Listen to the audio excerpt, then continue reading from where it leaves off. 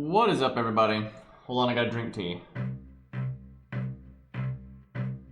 Alright, that's better. Alright. So I haven't done whatever this thing is. I know it's some kind of like tower defense mode or something. I don't really know. I haven't looked into it, but we'll do that. But yeah, this is basically, you know, Gilfest, Nerofest. But there's no challenge quest for some fucking reason, which kind of completely defeats the entire purpose, and I don't get the point, so... However, I will say this. I am very disappointed that this event does not have challenge quests and everything, and it just reeks of laziness, which is how DW has been this year. They've been phoning everything in. But the lottery has, oh, I can't, it's almost, this one's already done, but it's got hero proofs and I think bones in it, so I'm like, okay, I can get behind that.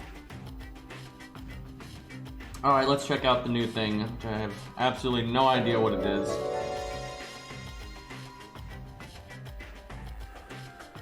But yeah, I'm gonna have to farm this a lot, because I need so many hero proofs, so... And this is gonna be a pretty low energy stream. I feel pretty horrible. None of the breathing problems have gone away. They've actually gotten worse, so...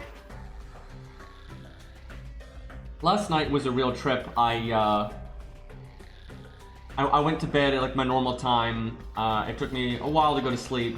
And I slept for like 2.5 hours, and then I woke up, couldn't breathe, and I just I had to focus so much on breathing, I just could not go to sleep, so I just got up and did stuff for a while, and I made the Scath animation update video, which I'll show that off in a second, and then I went back to bed like way later, and thankfully I got a little bit of sleep, but yeah, it's not great. I haven't actually seen the bunny costume, because who the fuck is gonna spend event currency on that when you still gotta get the event CEs and all that first, so... Those are kind of important. I see Baldy. Alright, what's the deal here? So I'm guessing these are like, it just auto-plays the nodes and you pick classes based on what's there. So I wonder if that means... Yeah, you're supposed to put a saber in, okay. Let's see. I don't know how important it is, like what you pick. Let's go with our boy Betterveer. Here we go. Can you give him a CE? Okay, I guess not. I'm assuming this is telling me important things, but... Yeah, I'm gonna have to see a specialist. It's really hard to do that right now. I think the wait time is like over a month. But I'm gonna have to do something. Yeah, you can give him a CE, cool.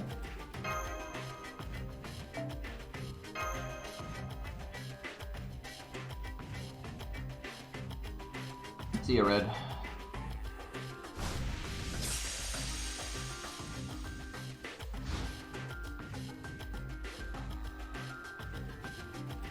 For once, I wish I could read moon runes. Do you actually play stages?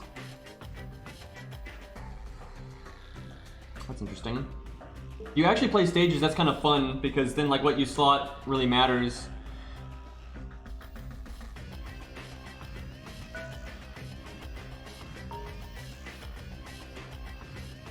Oh, okay, I only have the one unit right now.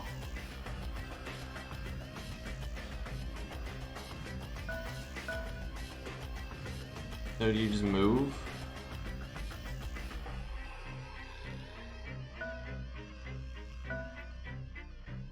Is that it? Huh.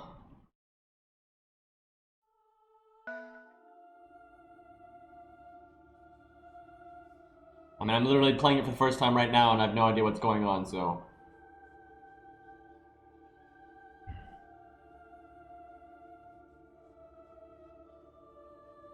You have to do something to end your turn. I don't really get what the master does.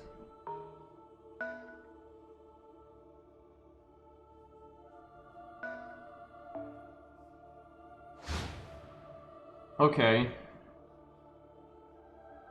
I have a feeling that you were supposed to slot more than just Bedivere.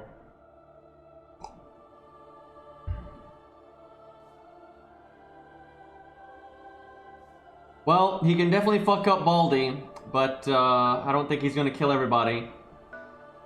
I wonder what the master does. I don't really get it.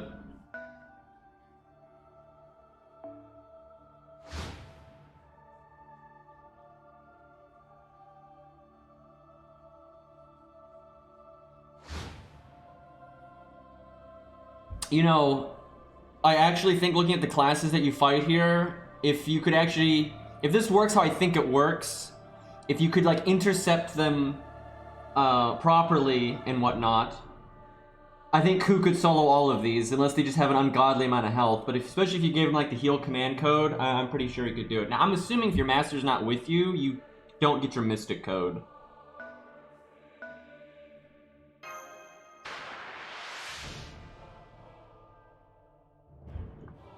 Well, nothing like trial and error.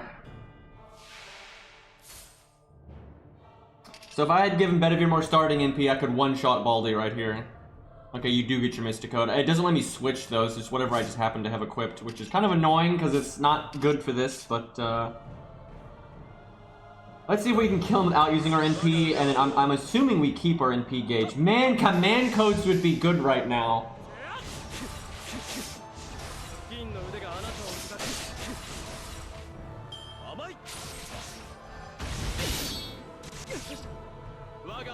Oh, you only get one turn?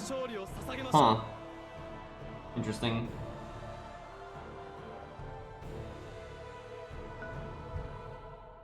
I want to know what the master unit does. Also, I want to know if command codes reset. Yeah, I figured your health wouldn't come back. I wonder if you have the 3-turn cooldown command code, if it comes back. I bet you it does, which, you could absolutely solo this with a lot of people then. Who knows, maybe they actually have a keep track of that.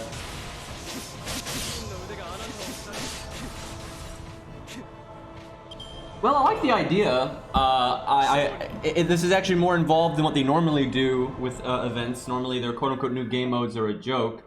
Unfortunately, this is, you know, a limited time thing, and we're probably never going to see it again. Wait, did Baldy just get healed to full? Nani the fuck?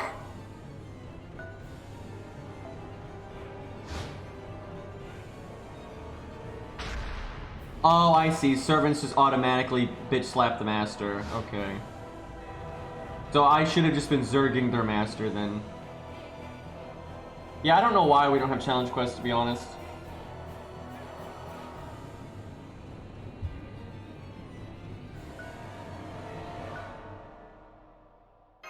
So I wonder if there's a way to kill him, like, permanently. Uh-oh.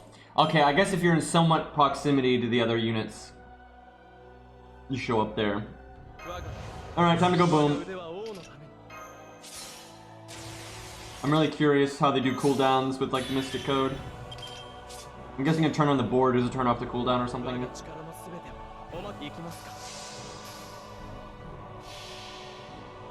Honestly, most challenge quests, though, would only require one person, because it's mostly just coming up with the gimmicks. Now, in order to have like a good variety of stuff, I'm sure they do. You know, they have more than one person thinking of ideas and that kind of thing. But I mean, I guess you do need to test tuning and stuff. You need to make sure you don't make the, especially for like Gilfest, Neurofest, those kinds of things, because those are harder. You have to make sure they're not shit. You know, so that probably takes more people.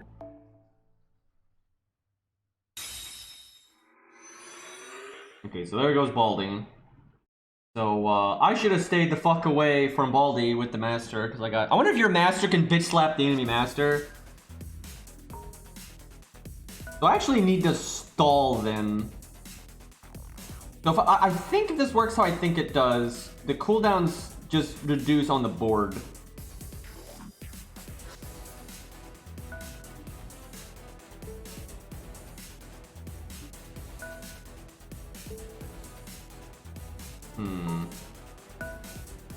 I'm guessing she can't go through Bedivere.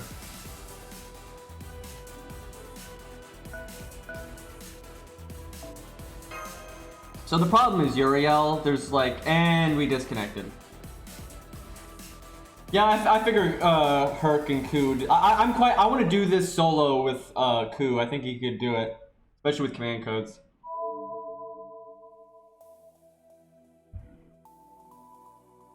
Man, if I had known how this mode worked, I would have given Bedivere. I actually really like the idea of trying to do with Bedivere because it's harder than a lot of other units.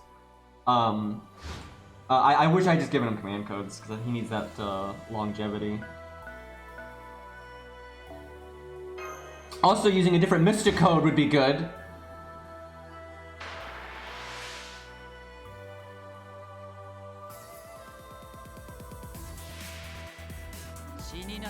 Oh, whoever attacks goes first. I actually think that's really cool because that's super different, having the enemy go first. I'm thinking it ends after this, so I should not cast Guts.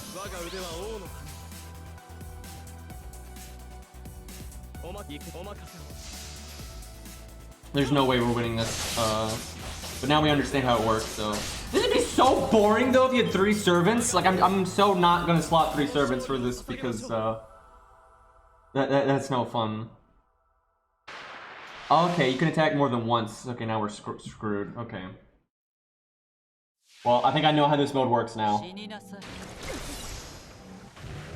Also, will people stop fucking backseating in chat? Like, Jesus fucking Christ.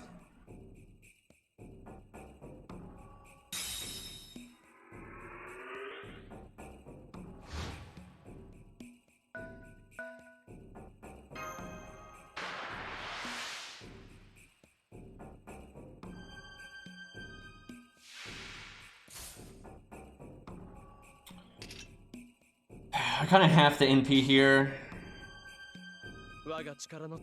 Wonder if your stars carry over. I'm assuming they don't.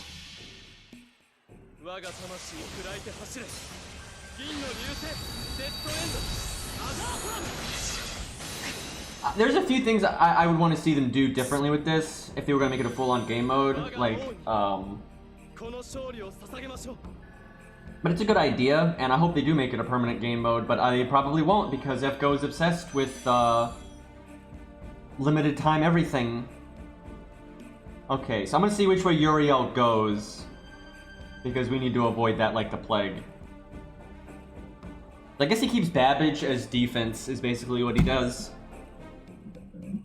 Honestly, if I had known that Camilla could have gone first like that, I think we could have killed her without losing a life, which would have been good.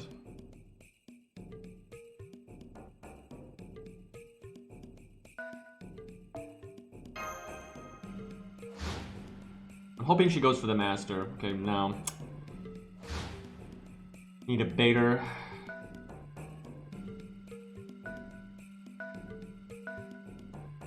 Probably will now, though.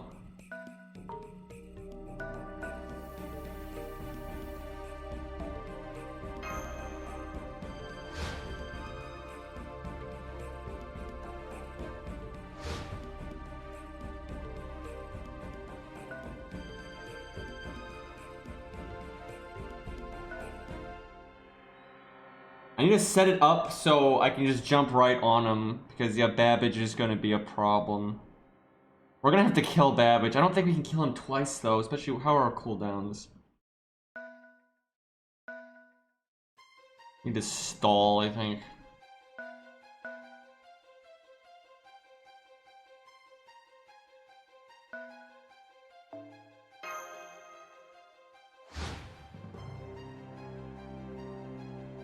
Great move. Great move. Really, really doing good there. Okay, so Uriel's not giving a fuck.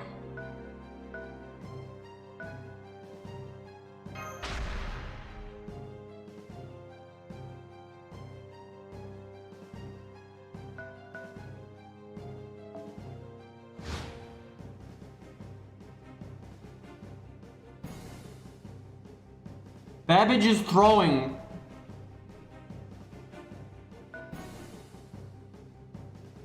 The problem is now I think Uriel will be in combat with Babbage.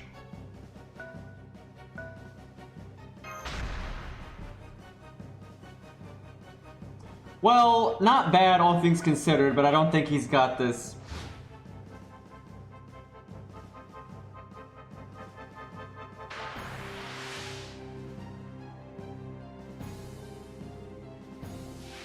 Want to point out, assassins should have present concealment in this mode. Oh, I see. You can see their life up there. It's like a little health bar indicator. A little blue dot. There's not much point in blowing everything to kill them. Like, it doesn't really do anything. Like, I just get NP gain.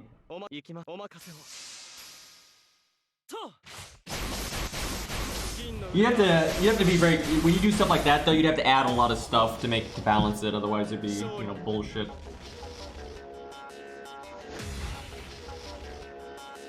I don't think I can catch him. Oh wait, I can. Wait, no. Fuck, I can't.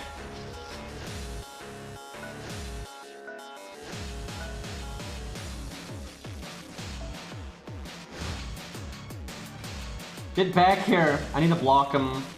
Uh-oh.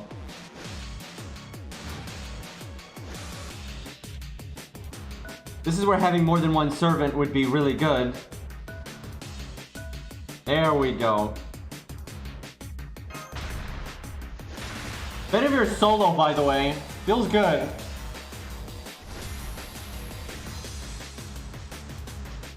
Fucking enemy I'm blaming Babbage. I'm completely blaming Babbage. He just, when I was up there, he should have just like blocked the way. But he was just like, nah, I'm gonna just chill here and let my master die.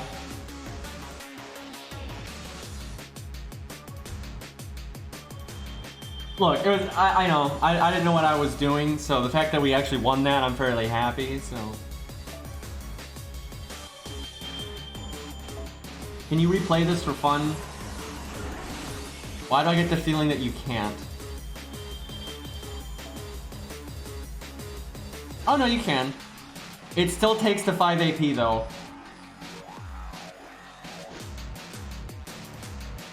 Alright, we'll do it one more time, preferably with Ku, but I'm not sure if it'll let me. Like, I only saw the 3 classes there, so I'm not sure I can actually use them. What if it's random, though?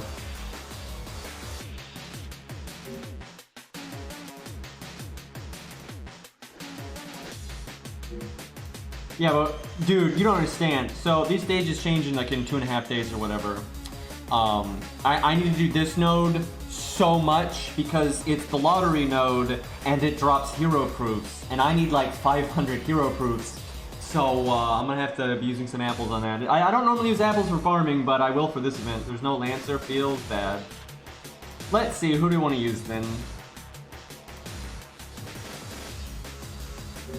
I think it was what? You could pick Saber, Rider, I don't know what the last slot was. Maybe Assassin? I know it was Saber and Rider. I'm trying to think who I want to solo it with then. Berserker? Oh, it hints to Hercules. Let's not do that though.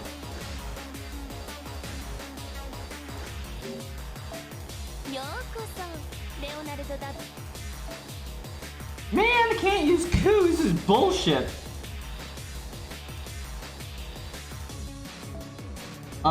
Let's see. Mori is absolutely terrible for this kind of thing. If I had a Grailed Ricky, I would do it, but at 70, I think that'd be pretty rough. I'll do something for a video, though. I'll try to use someone pretty interesting. Honestly, I'm glad Bedivere soloed that. That was nice.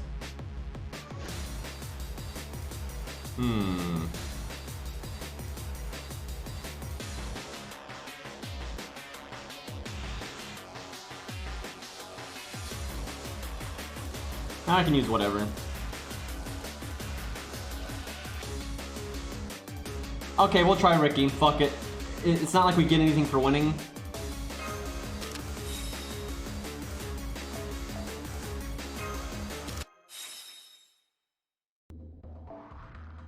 What do we give him? Definitely the heal. Like, no question, you give him the heal.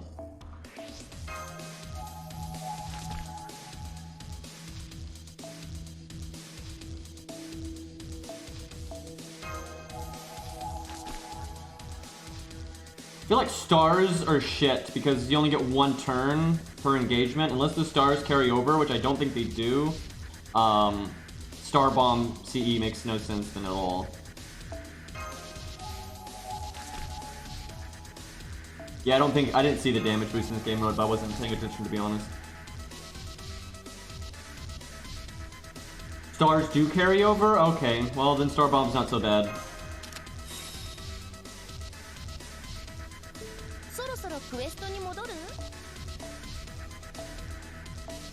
Who should be in the video, guys? I definitely want to solo it because it's cool to do it that way. I'm not sure who I want to use. We'll see. I actually wouldn't mind doing Bedivere again, but to actually set him up properly. Geronimo, that would be tough because of, actually, I guess, can you bring Caster? Because if you can bring Caster, you might be able to do it with Geronimo if you give him good stuff. His NP would be helpful.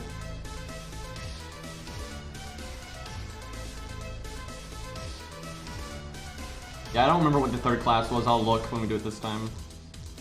Alright, let's give best friend stuff.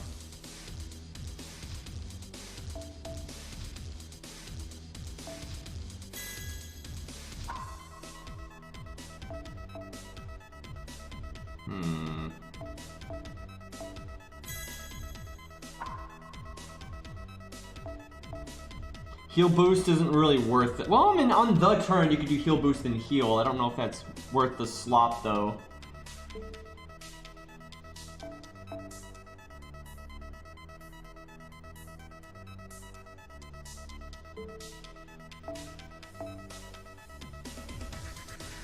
If you initiate the attack, you won't be able to heal yourself.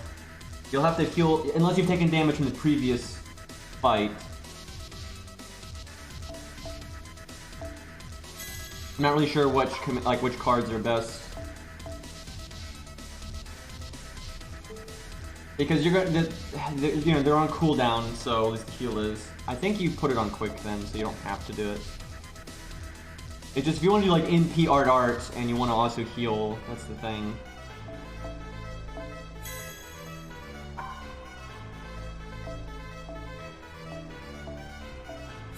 Alright, we'll try that. I might be wrong, but we'll see. Hey Lord, thank you for the bits, man.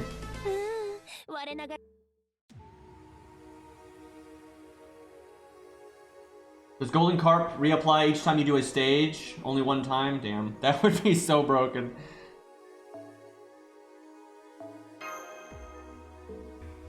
So, the eagle-eyed of you might know that I've lost some SQ, and that's because, I rolled a bit for Scath just to see, and I used like 100 some odd SQ, and I got her, so that was nice. I'm not sure how much I actually used, because I was at 2,200, but then after rolling, I remembered that I actually had my login streak in my mailbox, and I got that, so I'm not sure what I used exactly, but that wasn't too bad. I might go for NP2, I'm not sure. Like, Lost Belt 6 is probably soon-ish, or the Black Dot, you know, whatever next main story thing is coming up. And I want to make sure I have a lot for that, but I like the Irish stuff, so we'll see. I don't see me using her that much over Ku though. Right. Oh yeah, I need to show her animations. We'll do that when we're done with this. Oh yeah, it was Berserker. Beastly told me that. Dude, I am delirious with the lack of sleep. You have no idea. Like, it has been rough. Oh, I see. You pick Mystic Code here. That's good. Alright, well, obviously, we got a solo. Oh, I see, you got the unit cost, though. That's cool. Alright, Rookie it is. And then, I guess it's Golden Sumo. I mean, that's kind of the tried and true. Although I could see starting with K-Scope being good. That way, your first engagement, you just, you know, pop off on somebody, and that's that. But, we here at Green Incorporated like Golden Sumo.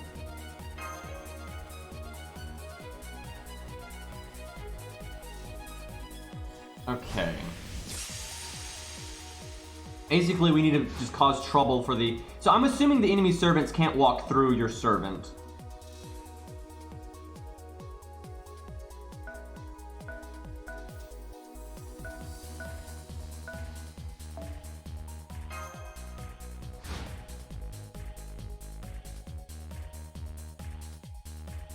Use Ricky's second skill. Yeah, I don't think so. If we're gonna do this in a video, I'd want to give him a gut CE, try to just get the style kill on somebody, but Yeah, I got Scath on NA too, but yeah. Oh yeah, for those that don't know, she got buffed. They buffed her second skill, which is the Quick Up. It now gives buff success chance 20% for 3 turns, which is actually nice because you don't have to just use it on herself. You could give buff success chance to somebody else. It's very niche to do that, but and then it also gives 20% NP charge. But the Quick Up is still only 1 turn because that would be fucking stupid if it was more than that.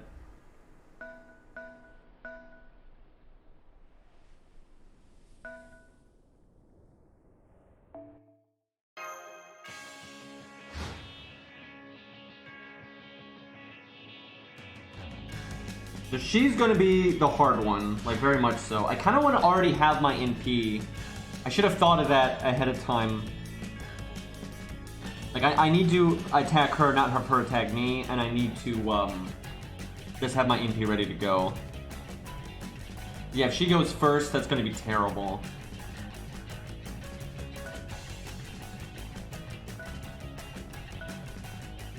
Let's go, Baldy.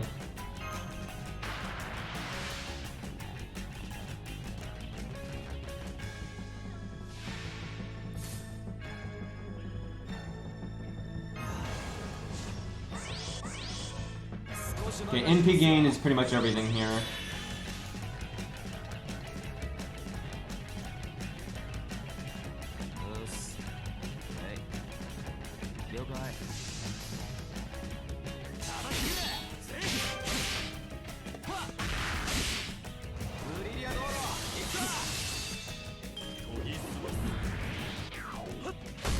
Ooh, don't like that.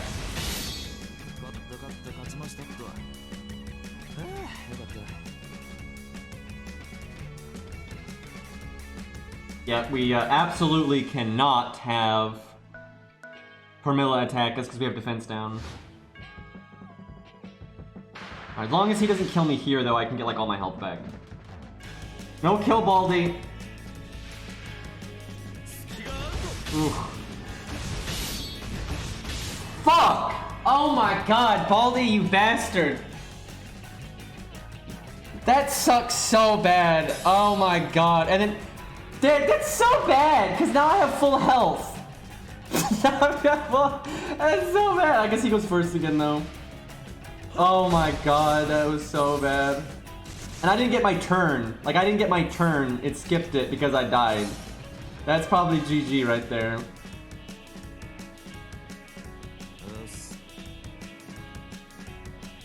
God, that sucks. I think he can solo this, though. You just gotta... not die there.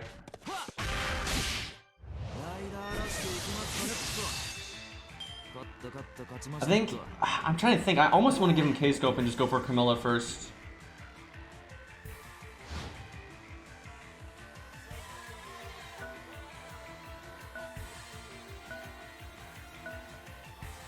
The problem is she'll kill me next turn. So yeah, we're kind of... I wonder if I can evade... Like, if I kill her, I wonder if I cast Evade, if I'll still have it at the start of the next one. I'm thinking no.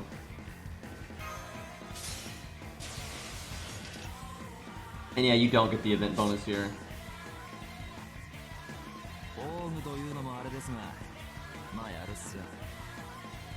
I actually don't think going for the loop is right here.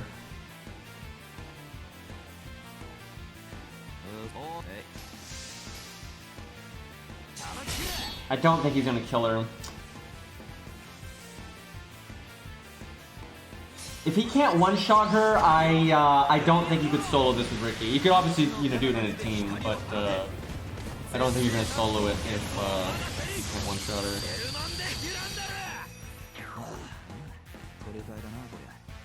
Although yeah, Grailed Ricky probably could one-shot her though, because that's pretty close.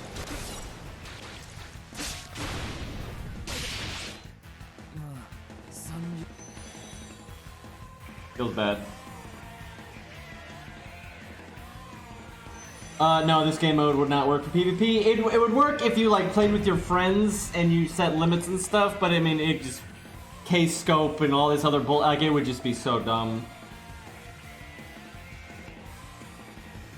It would not be great. All right, let's Let's show off scarce animations. Try to do something practical. Why would we do that though? What does this drop? Gold and bronze. I think it pretty much just drops gold. Anybody care to give a level 1 St. George the gold drop thing? Although I'm only probably gonna do this like once, so. I mean, thankfully, I didn't roll much, but I did get the 5-star CE, so that was nice. I also got the 4-star CE like fucking candy. I got 3 of it in the first roll.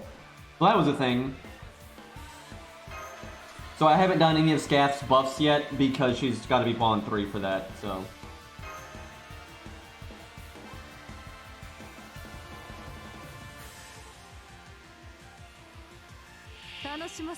FGO just doesn't work as PvP. It just does not work. Like, but mechanically, there's just so much wrong with it for a PvP game, and like the way the stats versus health is and everything is just absolutely not. Because you got to understand, the enemies are fighting. Like Baldy had 75,000 health. No player unit has 75,000 health. That's not a thing. Like everyone would one-shot each other always.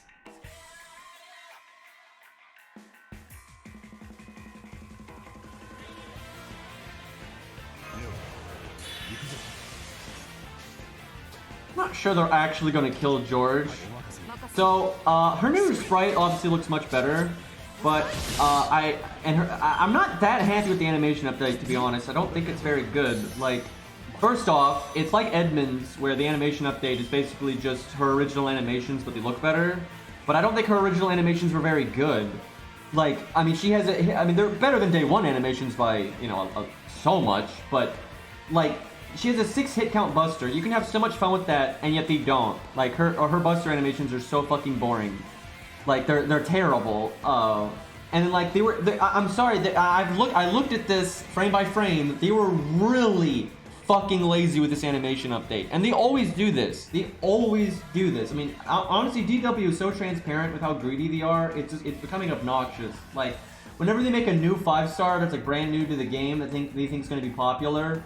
You know, they put so much more effort into the animations, right? Like the amount of frames per second, you know, are much better. Like they have a lot more in between frames, right? Like they actually draw, you know, more pictures of the character. Whenever they do an animation update for a low star or even an animation update for an old gold that they don't really think they're going to make much money off of, they just don't put any fucking effort into it.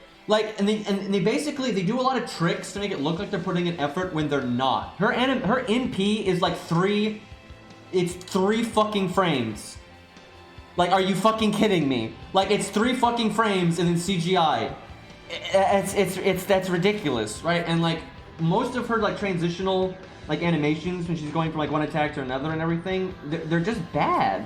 Like it's like there are missing frames. It's like it looks like when she goes from like, you know, pose X to pose Y, there needs to be a pose in between, right? Like, and they normally do that when they give a fuck.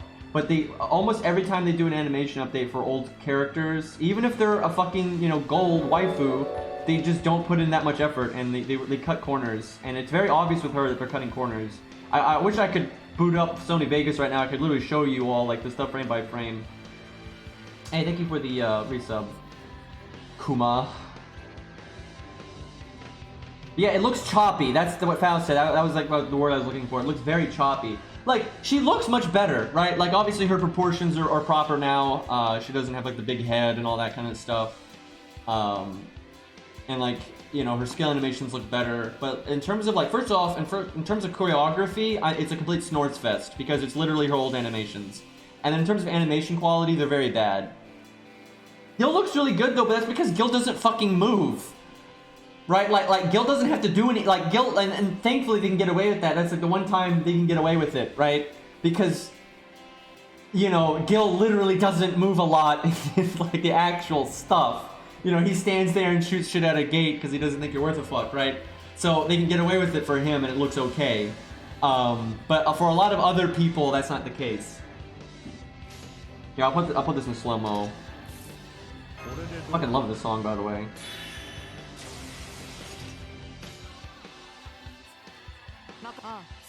Doing the close range buster, but like it's just in slow-mo it looks a bit better, but even then you can just clearly see Like a lot of the frames is just very jumpy. And it's very minimal effort. Like the amount of like she actually moves in her attacks is very little, right? She's barely moving at all. And like the NP, the fancy cut-in is like trying to distract you from the fact that there's actually no animation happening. Like there's almost none. I think she has like 2 frames and then the cut-in. That's it. And again, it's not awful. I think overall it's better. You know, her sprite looking so much better is worth it. You know, the particle effects are nice and all that stuff. But, you know, when you compare it to, like, the amount of effort they put into, like, Space Ishtar and stuff, it's noticeably not as good. I actually don't really want to NP this because, it's kind of wasteful.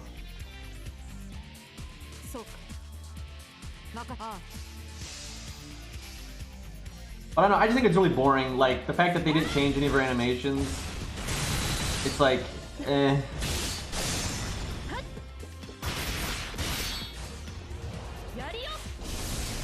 It's not like with Edmund, I'm really glad they didn't change his animations because his choreography was so good to begin with, I didn't need it, but like hers really wasn't.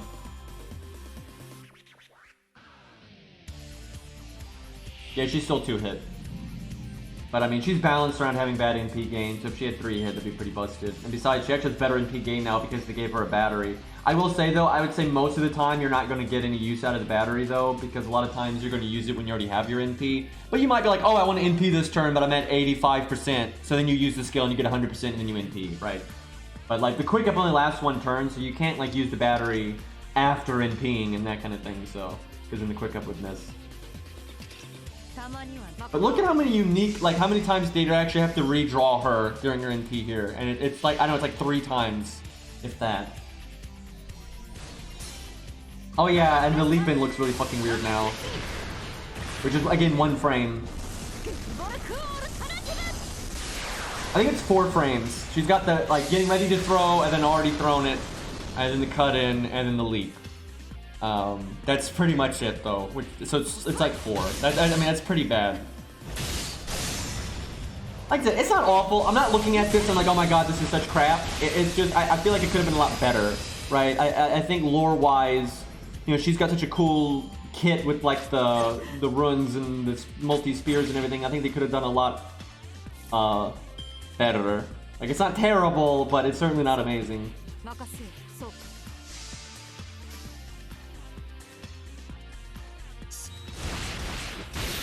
Yeah, when she like puts her arm down at the start, they're not animating her there. They're just like twisting the, you know, it's like paper mache for that part. You can just move the arm and then move the spear so you can actually animate it.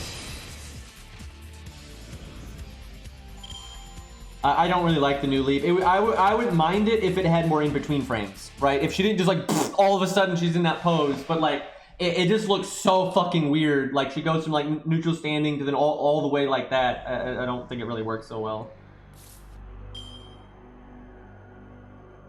So if I had 5 more NP, and if we had the battery, we don't, I haven't done our buff quest, but if we had 5 more NP, then you could like NP again right now with the charge. And that will happen sometimes depending on what's going on. But yeah, overall, it's definitely better.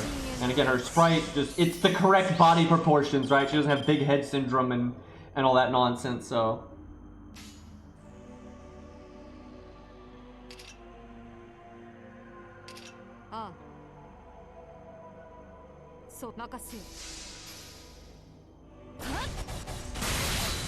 I mean, it wouldn't make sense for DW to be understaffed because of how much money this game, you know, revenue this game brings in, but you don't know how much Aniplex is actually paying them, so the thing is, a lot of this stuff though doesn't have that much to do with staffing. A lot of it has to do with like how much pre-time you put into it and that kind of stuff, because it's not like they had a day to work on this. Obviously they've been working on this for a while.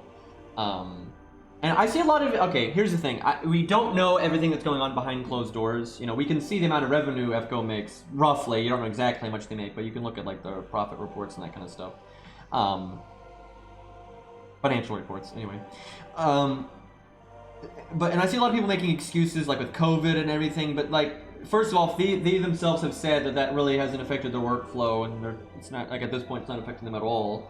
And then you have all these other companies. You got Arc Knights, Epic 7, you know, Seven Deadly Sins, all these other Grand Blue Fantasy, you know, all these other games that make less money than FGO, although some of them are actually starting to make more money than FGO. It depends. FGO's has not been doing as well as it once did. Anyway, but overall, FGO makes more money than these companies by quite a lot. And they're still doing just fine. When they put out new characters, they put effort into them. When they do, new content, the amount of like new content they put out is good, right? It's maybe not as good as before COVID, but like they're still putting out new content and it's of decent quality and stuff. And see, you got to understand, a lot of what FGO does, this is why I get so disappointed with DW. A lot of what FGO does isn't new content. It's rehashing old content over and over and over again, right? Like these free quests, the only new thing about them is the background, right? Like everything else is stuff we've already seen before, but they slapped a different name on them, which is entering text into a file, right? That's nothing. The amount of new content FGO has actually given out over never mind COVID, even before COVID, the amount of new content FGO has put out, like the amount of new trash mobs, the amount of animation updates, new units, new story, things that are, new to the game, the amount of new content that they put in over like the last 2 years has been pretty fucking pathetic, right? Like compared to like all the other games, which mostly make less money than them, their output is awful. I mean, it's terrible. And they're constant. I mean, you can't tell me you don't notice this. And I don't know, maybe some people don't play other games and stuff, but for me, that when I do play other games, it's so noticeable.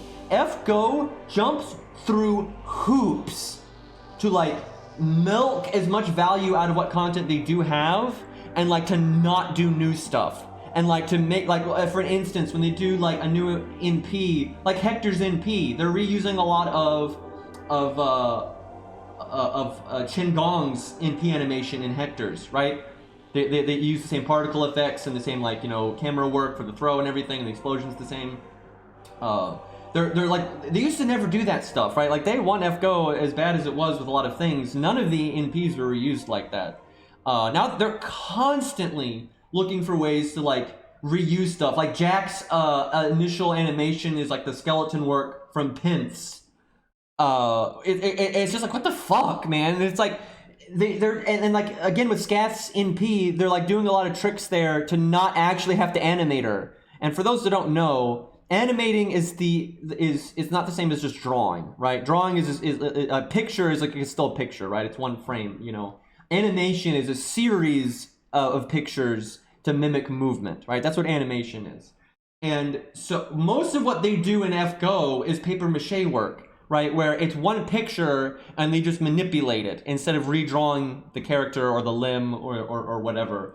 They jump through hoops to like do as little work as possible. And that's just, when the game makes so much revenue, that's kind of ridiculous, right? There's no need for that. FGO could be such a polished, game that has got so much content and such, good high quality content. Cause look at all these other games and they do have that. And they make less money than FGO, and it's annoying. And a lot of those other games I don't like nearly as much because they're normally gear-based and, all kinds of other issues. But like, Epic 7, in terms of quality, in terms of like animation quality, amount of new enemies they add, new allies they add, they add a lot more than FGO does. Like a lot more than FGO does.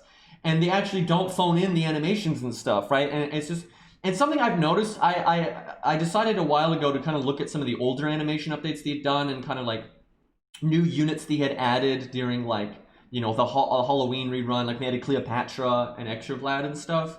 And then, Camelot and all that kind of era. And I was looking at Ku's animation update, for example, right? Now, they've gotten better at certain things since then, right? Ku's animation update was a long time ago. They've gotten better at just like body proportions and drawing and like particle effects and those kinds of things.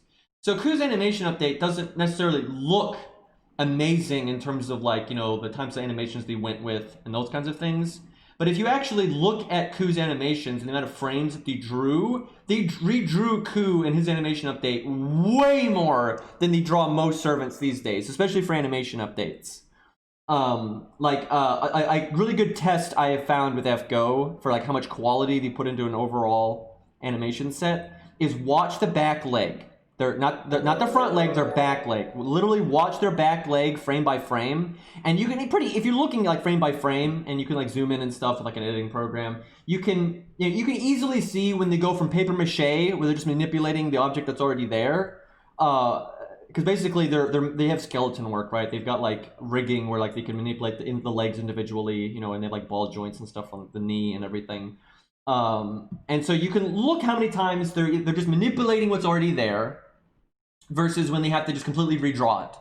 And one of the easiest ways to see how much effort they put into this is watch their back leg and especially their back foot.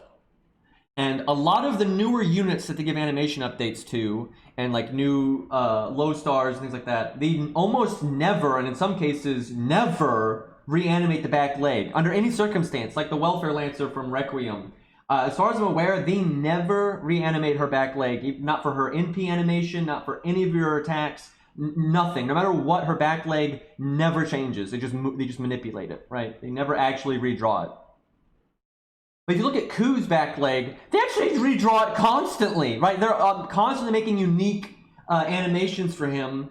Even though, again, you know, he's kind of an older animation update, so it doesn't necessarily look that amazing. But in terms of work they put into it, it's pretty good. But in the last like year and a half, 2 years or so, they have just been so goddamn lazy, and like it sucks. I'm not like happy. I don't want to pick FGO to death. But I mean, it's obvious. Like they jump through hoops to not work, and it feels like they either don't care, they're trying to, or they're being rushed, right? Like if they're like, if Aniplex is like, you have to do this thing in this, you know, ridiculous time frame, then obviously you're gonna have to cut corners, right? You're gonna have to start doing techniques like trying to make it look like something's animated when it's not, you know, trying to make, you know, still frames like the cut-ins or the inserts that look cool, but then there's not much animation work going on, right? You have to start doing stuff like that if you're being rushed, or if you're being lazy, you know, either one. And I literally have no idea which one it is, right? I don't know if they're being rushed, if you don't have enough staff, if, you know, I don't know what the problem is behind the scenes. There's no way for me to really know. But something is obviously wrong, because when you compare it to other games that make less money than them, their output is so much lower, right? Like there's no explaining that really. When your output is lower than other games by quite a significant amount, and you make more revenue than them, you know, something is amiss.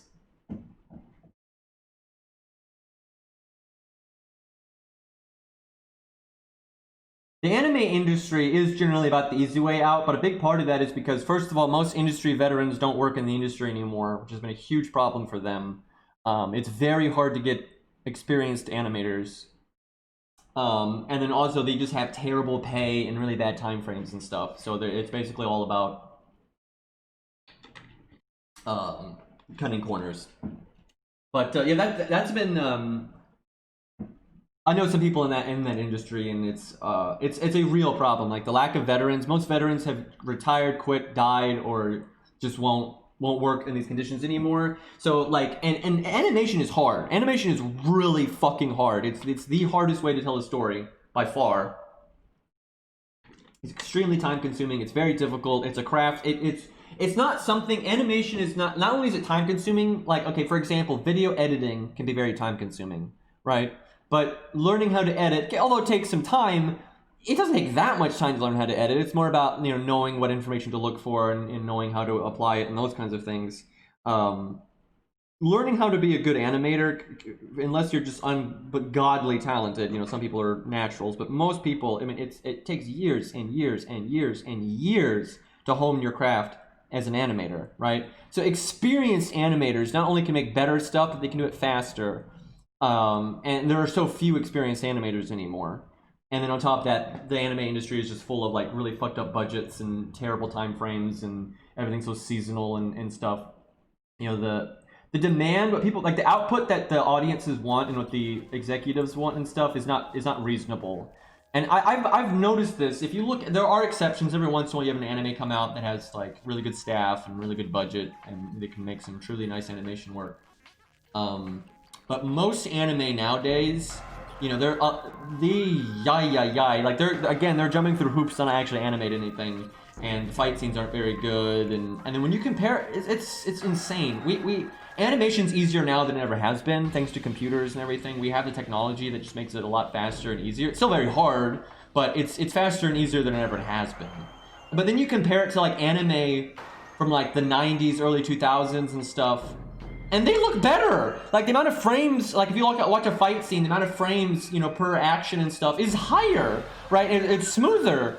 And they're hand animating, for God's sakes, which is way harder. It's like, what the fuck, right? It's like the industry should be better now, but it's worse. And there's and like mecha, oh my God. Like almost all mecha now is CGI because they just literally can't put out good like fight scenes and stuff with normal animation anymore. They don't have the experience, the time, and the budget. They literally can't meet the demands. They can't meet the deadlines with regular animation for mecha anymore, right? Like the last like real mecha that I can think of that and like didn't have like shitty frames and everything was like, you know, Gundam Unicorn and like Iron Blood Orphans, right? And that was a good while ago, and that was about it. And everything pretty much since then has been CGI or just bad.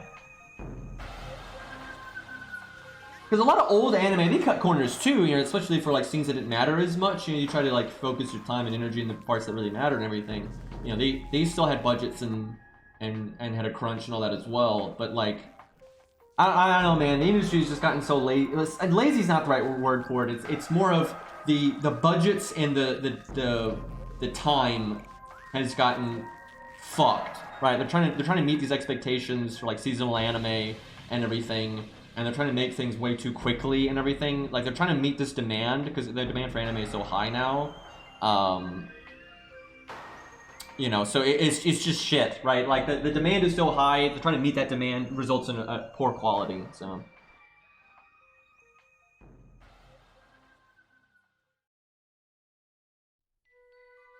like Tiamat. Remember Tiamat? You know, from the Babylonian anime. You know, she was pure CGI. You know, that is just like, and yeah, Tiamat would have been difficult to animate, sure, but a lot of older anime would actually bother to animate that kind of thing.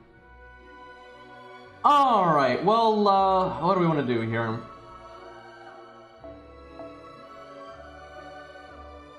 I actually don't know if this stage is worth soloing or not. Do we have any Georges that got event CEs? Wait, I think this stage doesn't drop tickets, or it doesn't drop very many. I think it's like all currency. Now let's keep it like that.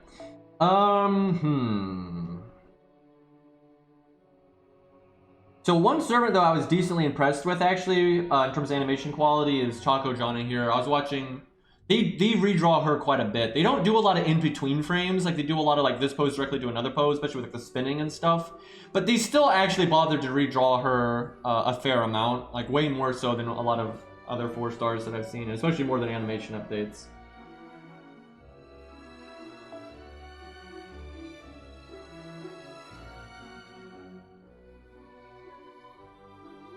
Well, the thing is, a lot of anime, how do I put this? A lot of anime that does put in the effort is rewarded.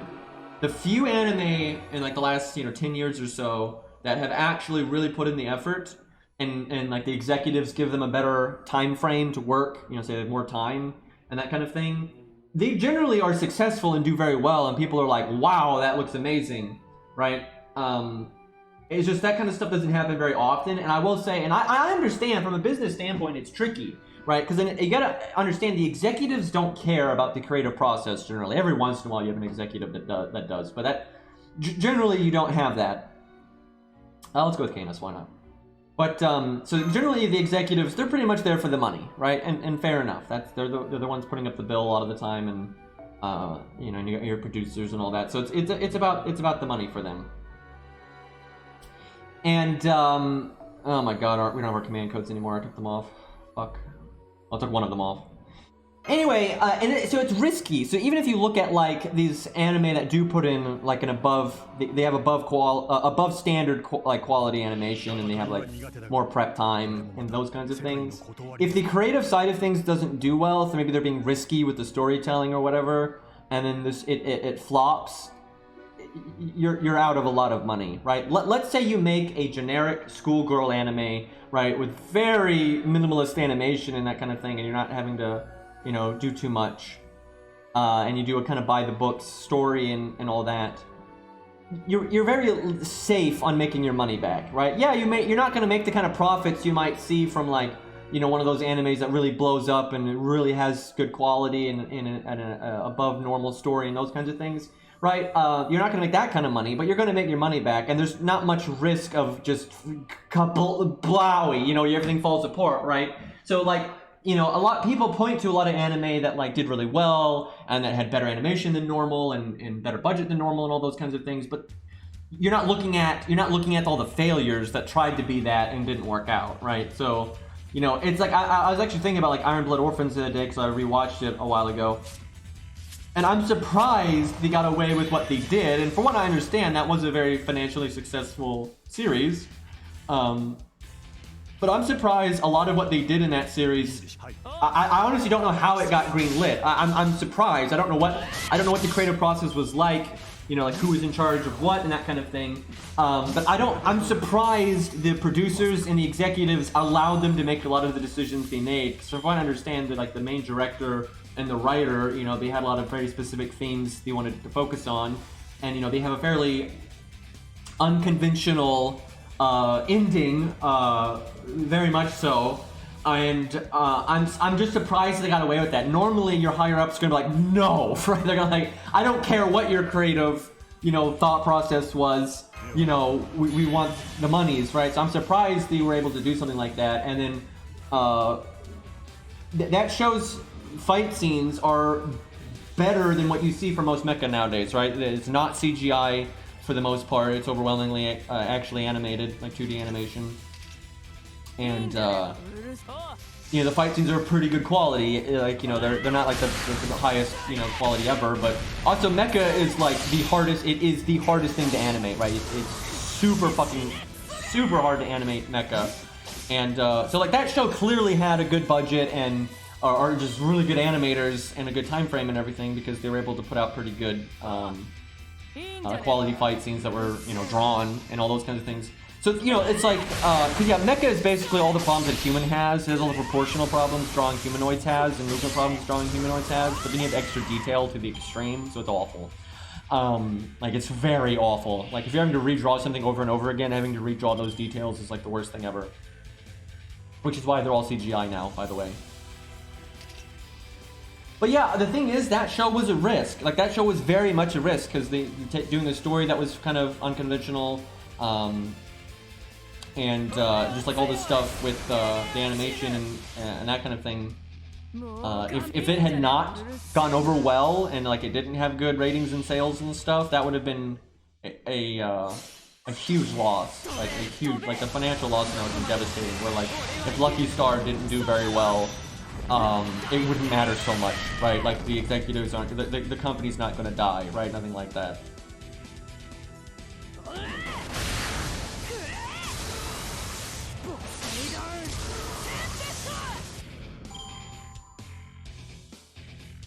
Yeah, that's happened. You'll have studios where they put out, you know, really good quality something, but it doesn't sell well because of the story or whatever, and that's that. Also, I will say some issues the anime industry has is they don't understand how to market, and they have not adapted very well to the modern age. Like, it's just a fact. They're like fucking dinosaurs. They're getting better. Like, they've got the last like 5-10 years, they've gotten much better, but they have been so slow to adapt to the modern era with like the internet and everything. They have not done a good job of monetizing their stuff. I've noticed that Sunrise has gotten a bit better at this. For God's sakes, Sunrise puts a lot of their stuff on YouTube. They just put it on YouTube. They literally, after their anime has been out for a while, they literally just put it on YouTube, and they just put, you know, they monetize with ads like any other YouTube video, right? And they also still sell it on, you know, Blu-ray, DVD, and all those kinds of things, and they originally aired it, and that actually makes sense, right? Like just do it like normal, right? Because like a lot of people are never going to watch your show if it's behind a paywall, but if you can just put it on, you know, YouTube and get ad revenue after you've kind of already gotten the DVD sales out of it and those kinds of things, you know, Blu-ray sales and all that, then you might as well. It's free money at that point. You know, if you got a backlog, if you literally have a backlog of anime, right? Because some of these studios literally have like, you know, 30 years of anime. A lot of the stuff that's like, you know, 10 years old and shit, even 5 years old, you're not going to really make any money on it at this point, right? But putting it behind like on a Hulu or just selling DVDs and stuff. So you might as well put it on YouTube. It's going to waste otherwise. So once you kind of monetize it as best you can, it's already aired on TV, you've gotten your, you know, commercial money, that kind of stuff. You got your DVD sales, your Blu-ray sales. You might as well put it on YouTube at that point, right? You know, once you've gotten the money, you know, you wait a little bit so people, you know if they don't buy it now, they're gonna have to wait. But then, yeah, put it on YouTube, monetize it like any other YouTube video, and there you go, right? Not a lot of anime does that, like, not at all, and it's, I think it's a mistake. Not doing that, I think, is definitely a mistake. Boy, would it be nice if I had that command code right now.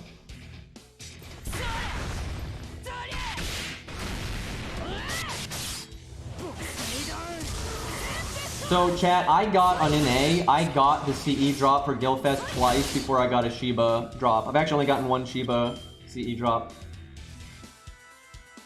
I don't want to get Ku too low. I don't want him to cast protection from arrows.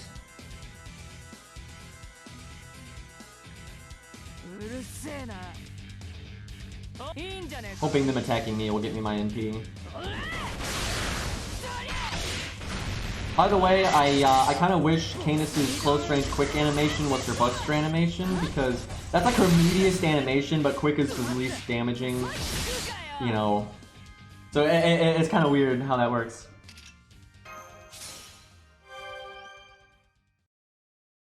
Yeah, Queen of Shibo, obviously.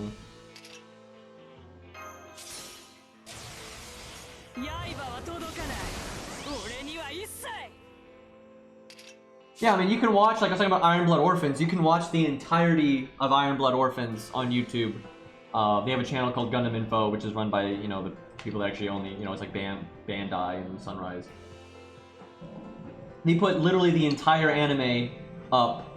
Now, they waited a while, you know, they waited a few years, and they put, like, the whole thing up in subtitles, and then, like, a year later, they put the whole thing up in English, so you can literally watch either one, the entirety of it.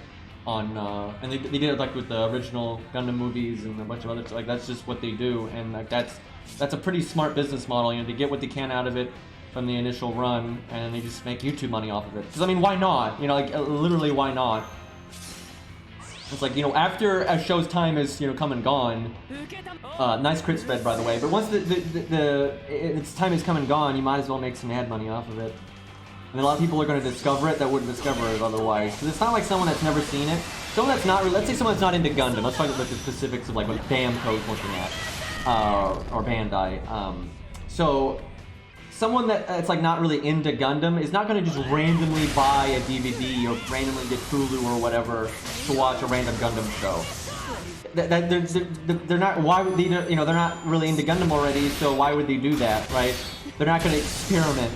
Right, where if it's just something they can watch on YouTube, they're like, hey, I'll check this out. If my friend says it's good, I'll check it out or something, right? And then they might actually like it. And then maybe that gets them into like Gundam more. And so when you make a new Gundam, now they do, you know, watch it when it airs. Or buy the DVDs or Blu-ray or whatever, right? Or buy a model kit, which is like their big, for them, that's their big, you know, monetization. But, so I will say, they do have a slightly different incentive than typical anime, because merchandise sales, are really good for them. So, you know, making their stuff accessible like on YouTube makes a lot of sense. But even for more other anime, I think it's the same way. After you've aired it and then you've had it, you know, a few years, you know, you might as well put it on YouTube. There's no, because after a few years, you're not really making profit off them anymore, right? So why let it rot in your vault? It just doesn't make sense.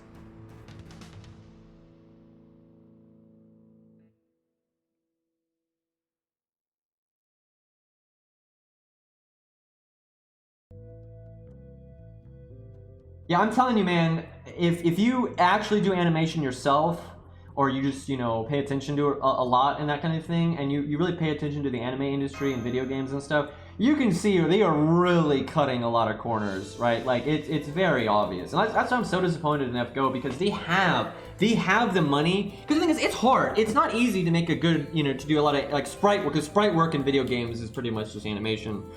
And it's hard to do, right? It's not as, for video games, it's not as hard as like making a full-on anime, but it depends though. I mean, like making a single character in like Blaze Blue, for example, takes them months, right? It's very difficult. It's a lot of animation work you have to do.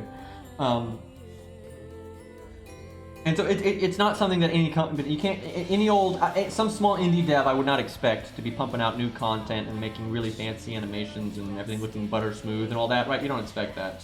But because Fate is so successful and because FGO is so successful, they easily have the money to make this game polished as fuck. And that'll make it even more, that'd make it more successful, right? If FGO, I'm telling you, I'm always complaining about FGO, you know, being lazy and everything, but they still make pretty good money, right? Now, they've been making less money this last year compared to, you know, their market share has gone down, right? And that's because the competition is a lot more fierce now. But they still make really good money. But they could absolutely make more money if they had, like, more game modes, the animation quality was better, you know, the enemy animation quality was better, the amount of new content that came out was more often. That they're obviously going to make more money off of that, right? It's worth the effort. And it's a shame because it would be so nice if more servants got like really good high production value animation work and stuff. That would be awesome. And then when I see, like I said, smaller games like Epic 7 and stuff trying a lot harder and putting out new content more often and stuff, it's just, it's frustrating, right? Like it's frustrating when you know they're putting out better animation quality more often and they make less money. So it's like it's annoying, especially when I really like Fate, so. Manga is a lot easier to make than anime because manga is not animation, it's just drawing single frames. You know, it's just drawing, it's literally drawing. You know, animation is a series of drawings to mimic movement. That being said, manga is still very difficult too. Manga, comics, those kinds of things. You know, drawing hard, yo, right? Like, it's not an easy thing to do. You need to be good at it, you need to be proficient at it. So manga is difficult, but manga has a lot of benefits. It's a lot more possible to be a kind of breakout success as a manga artist than an anime. There's a lot of manga artists that barely even have a publisher, right? Or they have a very small publisher and stuff. You don't have to work for Shonen Jump to fucking make it as a manga artist. It's just like with books, right? Books can be successful. It takes a writer. That's it. Like, a lot of manga artists, a lot of them are two-person teams, but some of them are one-person teams. The person literally does the writing and the drawing all themselves, right? It's a passion thing, and you know they can. Some of them self-publish, for God's sakes. Most of them don't. Most of them find some kind of publisher, but you see a lot. There's a lot more manga with really high-quality art than there is anime, and no question. There is a lot of, you know, rushed manga too. You have your Shonen Jumps and all that kind of stuff where they, you know, got the, you know, fucked up schedules and everything. Hold on, I'm turning a fan on. But I've seen a lot of manga. There's a lot of random ass breakout success stories with manga just because it's generally a one or two man show, right? So the entry is so easy. You want to make a video game? Well, you're gonna need staff. Right, you can't, with the exception of a very few games, there are a few games out there that are made by like a single person, right, and they're like, you know, passion projects that take like 5 to 10 years and that kind of thing. Generally though, that's not a thing for video games, right? Like, you can be a successful manga artist just on your own, right? That's possible. It's almost impossible to do that with video games. And although it can be done, you're very limited to the kinds of games you can do and the kind of time frame you can put them out. And that's kind of, there's no way to, you could never do something like FGO as a single person. That's impossible. You could never do something like, you know, Call of Duty as a single person. It's not possible. Where you can pretty much have a top tier manga with really good art and that kind of thing, and just be a complete solo act, right? That does happen. They have their mainstream side as well, and I think the manga mainstream side is kind of unhealthy too, but I do some actual farming here while I'm kind of just blathering on, so it's kind of hard to do like fun stuff. I feel like the fun thing to do is these. I'm hoping you can replay the old ones when you get the newer ones. Let's see. So off stream, I want to farm this one, and I'm basically just going to 3-turn this constantly, because this one's very easy to 3-turn, and I just want an ungodly amount of hero proofs. But while I'm dicking around on stream, I actually think I should do this one, because I kind of just want to get... Actually, maybe we do this one. Just get a lot of event currency. Although I need gold currency the most. Yeah, I guess we'll do this one. So, I want to be efficient, but I also need to do a few. I need a few criteria here. I need to get Scath up to Bond 3, so Scath has to be on the team. Ku has to be on the team because obviously he's not Bond to the team yet. And then Angra has to be on the team. So let's see what we can. So this mostly drops gold, so we need someone's got gold. See if someone's got a limit broken one. Probably not, but no. I also kind of need the team to not rely on the support then though, because you never know what the fuck you're gonna summon. So let's see.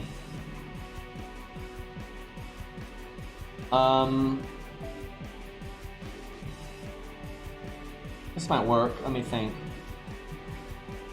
Yeah, this will probably work. I think this is what I used earlier. I don't know if, like how good it is, but this should work.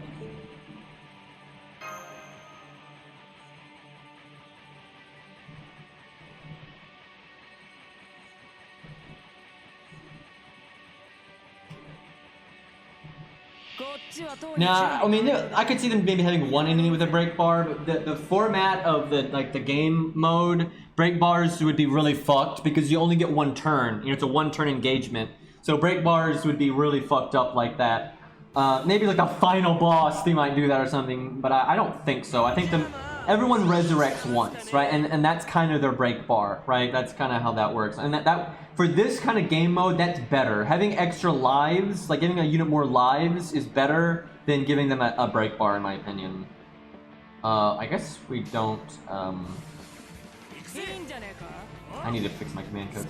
I think we don't use a rock in wave 1. Finally hit 200 boxes, Jesus. You know, because I play so many different accounts at once, I never open that many boxes. Like I'll open a lot of boxes across all of my accounts, but on no single account do I open that many because, you know, like right now I'm doing Gilfest and Scathfest or Hagfest, excuse me. And, you know, they got all my ult accounts and everything. I'm actually not sure what I want to do. I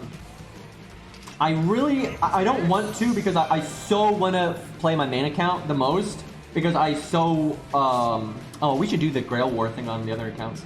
But God, with this whole sleep apnea thing, dude, it is so hard to formulate thoughts and like it sucks. Anyway, I so want to have my main account get a lot of hero proofs, right? I need to get like 1 million hero proofs on my main account. That's something my account needs really badly. And I also want to get a lot of caster gems. I'm sorry, lancer gems. So it'd be nice to just do this event like my main like crazy and just constantly, you know, throw apples at it and just, you know, get all the stuff that I need and be set, right? That'd be great. But I really need to get like assassin gems on the 1 to 3 star account so we can beat elite students. And then I got my new account. You know, the new account technically needs this event the least, right? Because that account should be pretty low priority. But I just like that account a lot, and I just want to get its stuff. But like, I can't play everything, right? I can't. And then I got my ult account, like with, you know, Achilles and Gil. I guess that account's gonna get the back burner the most, which feels bad. But I feel like that account isn't like pressed for anything right now, and it's an ult, right? It's already got Gil maxed, it's already got Achilles maxed, that kind of thing. So I feel like that account is probably gonna get the back burner, and like I'll probably just open like, you know, the 10 boxes and that's it. I guess the new account's gonna have to get the back burner too. I hate to say that, but I feel like I need to focus on my main and the 1 to 3 star account. Like that it makes the most sense. And then fucking A, right? I'm just gonna open like the 10 or 11 or whatever on an A, and that's that. I'm not, no way I'm really farming an A a lot during this. But yeah, I need to get proofs. Like, I'd love to get I want to get Alexander 10-10-10 because he's like 8-10-8 right now. So I really want him 10-10-10 just because he's good and it's a fun budget unit to use. And then there's just so many other units that need proofs that I want. And then I need Lancer gems. I need Lancer gems so bad. Is Angra getting close? Because if I did not have to bring Angra all the time, that would really help, right? Like, let me check. Like, obviously, Ku is going to be on every team I ever make for a very long time because he's not even, you know, we have 1 million bond to get here, right? And then we have another one, right? Then you have to go bond 14 to 15, right? So Ku's going to be on the team for a very, very long time. But Ongra is like the last thing that I like gotta get to Bond 10. Yeah, it's nice to get Bond on Mori and Canis, but that's not that big of a deal. Okay, he only needs 100k. I tell you what, I probably can get that done this event. And then we don't have to worry about fucking Ongra anymore, and that'll make farming a lot easier. Because I tell you, that's been a pain in the ass, always having to have Ku and Ongra on the team, and then you have to summon a support. Like that's really limiting, so.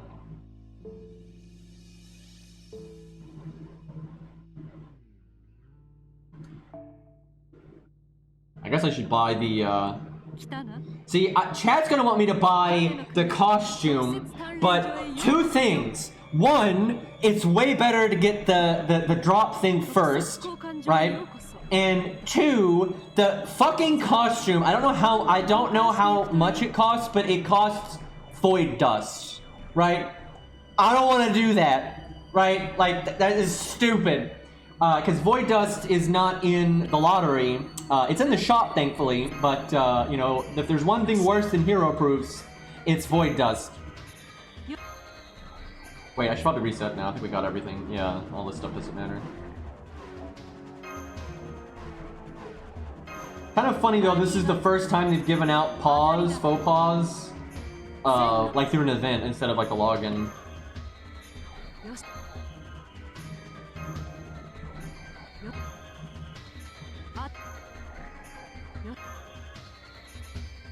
I didn't realize that this much currency on me. All right, you get some from doing the board game thing. Yeah, pause are not something you're supposed to max quickly though. You're not, and I'm actually okay with that. You're not supposed. It's like with 2K Foe, right? Yeah, it's rare, but most people are gonna have multiple characters maxed, right? That's not really the thing with pause. Pause are supposed to be slow. It's supposed to be a sign of your favorite.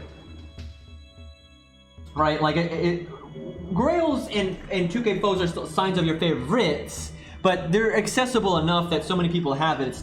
It doesn't show like your absolute favorite. So, speaking of, we should give these to Q.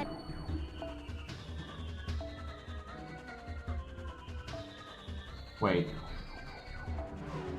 what menu am I even in right now? Fucking hate this UI, dude. Why can't I? Oh, it's because I'm clicking the ones that are already maxed. Excuse me. Sleep apnea, by the way.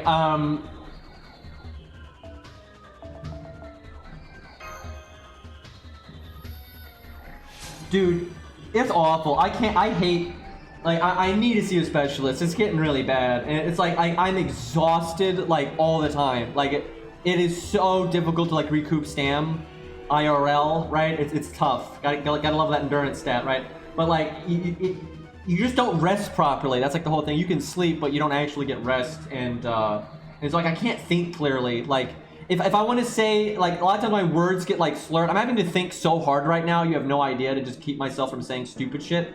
Like, if I'm like, hey, I need to buy a new pair of pants, I'll say I'll need to buy a new pair of legs. Like, if I'm not really concentrating, I'll just like say shit like that, right? Like all the time. Because like, I'm just not sleeping, properly, so it's fucking awful. Yeah, I'm probably gonna have to get a sleeping mask, like a breathing mask. But I need to see a specialist first. Because there's different types, and like I need to make, because my sleep apnea is almost I don't know this for sure because I'm not a doctor, but I'm almost positive it's because of my allergies. And I know this is part I don't need to be a doctor for. I'm having a lot of inflammation in my nose and nasal passages and stuff, and that's preventing me from breathing properly. And I've had that problem like all my life. It's just been worse than normal. So I know I have inflammation, and I've been trying like allergy stuff to help, and it hasn't really helped much. So it could be other things too, like you have like something has been physically gotten in there somehow. You have a growth or something. And I know I've seen a doctor about this stuff before. It's been a while, but I've had a doctor look into this. I have, and it's probably because I was born very prematurely. Like I was born very, very early. My nasal passages are just way too small, right? They're way too small. And so if I have any kind of inflammation, I basically can't breathe, right? out of my nose, which is bad, right? Like you can, because honestly, I'm not like super fucked up from allergies. I'm not. I'm a bit fucked up from allergies, but the just tiny amount of inflammation that comes from that results in me not being able to breathe, right? Which that's a problem. So I'm probably going to have to either have breathing assistance, but I don't know, because I'm not a doctor. I don't know how much breathing assistance helps when there's a physical problem, right? You have a physical blockage where there's not enough room for the air, right? So I'm not sure having a I can't see a specialist right now. The wait time in my city is extremely long. So it's very difficult. Also, you don't want to just frivolously go out, because the city I live in is like the hot spot in my state for the pandemic, and I'm at very high risk if I do get the virus, so I need to try not to do that. But yeah, I'm gonna need to see a specialist, because if there's like blockages and stuff and it's like my sinuses are too small, I don't know if getting like because basically the breathing mask basically shoots air up your nose or your mouth, but some people the mouth doesn't always work. I don't know if that would help me, right? Like if there's so much physical blockage, I don't know if like a breathing assistance mask would even help me. So I don't want to just buy one recklessly, right, and then have it like do harm, right? Because that can happen.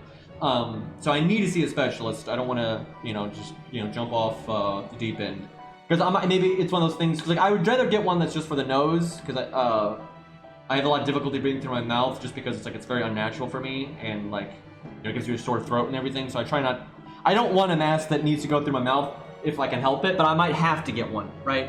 So I don't know. I need to talk to a doctor. So yeah, I mean, I know quite a bit about sleep apnea because I've researched it very thoroughly, and I've talked to doctors on the phone and stuff. And apparently, I didn't know this until recently because I'm not very close to my extended family, but apparently there was a lot of people on my mom's side of the family that actually had sleep apnea.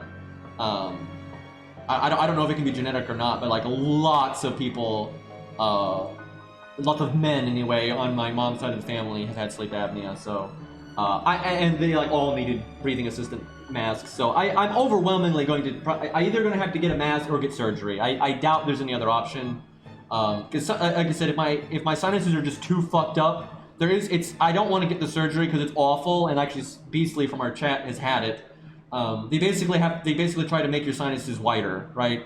It's a very fucked up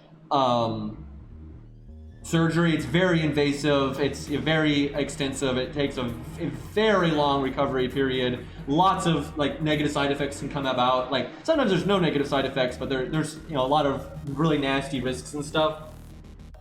So I don't know. I'm hoping I can just get a mask, but we'll see. You shoot cocaine up your nose to stop the bleeding during surgery. That's scary. But yeah, they basically try to make your sinus passages wider. And I know I need that. My doctor told me that's an option. Like before the pandemic and everything, that's literally what my doctor said. It was like that was an option because my sinuses are unbelievably small.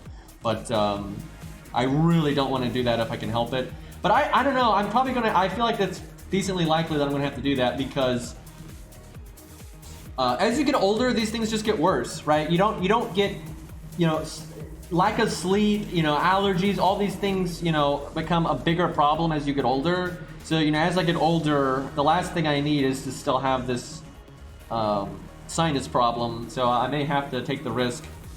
But yeah, there are a lot of risks that go along with the surgery. It's very painful from what I understand, and it's a very, very long recovery period. So I hope that doesn't happen, but we'll see. I would be very happy though if I could actually breathe. That would be nice.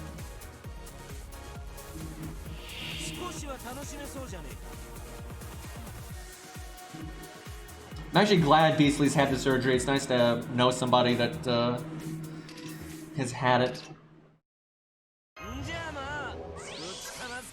But yeah, I'm gonna try to do what I can because I was hoping like my allergies would just calm down and this would go away.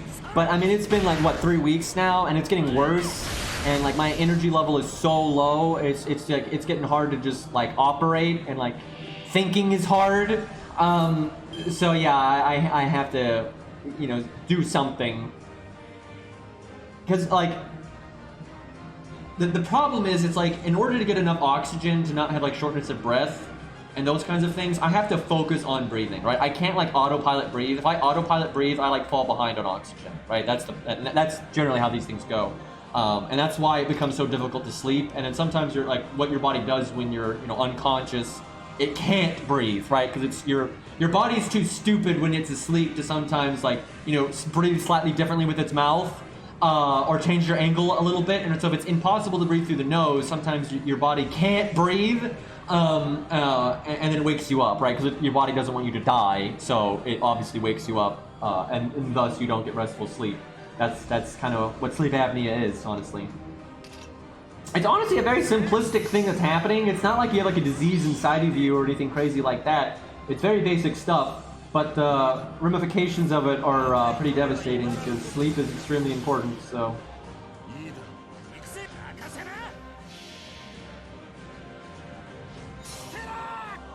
I know a guy on YouTube that had the surgery. I think his, though, was worse than most. Like, he had like various serious stuff he needed to do, and he was out for like a month.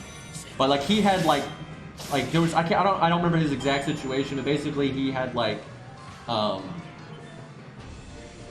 lot of like, in his body he just like grown in certain angles and stuff that they needed to do like very serious changes and stuff, and so like it was really nasty.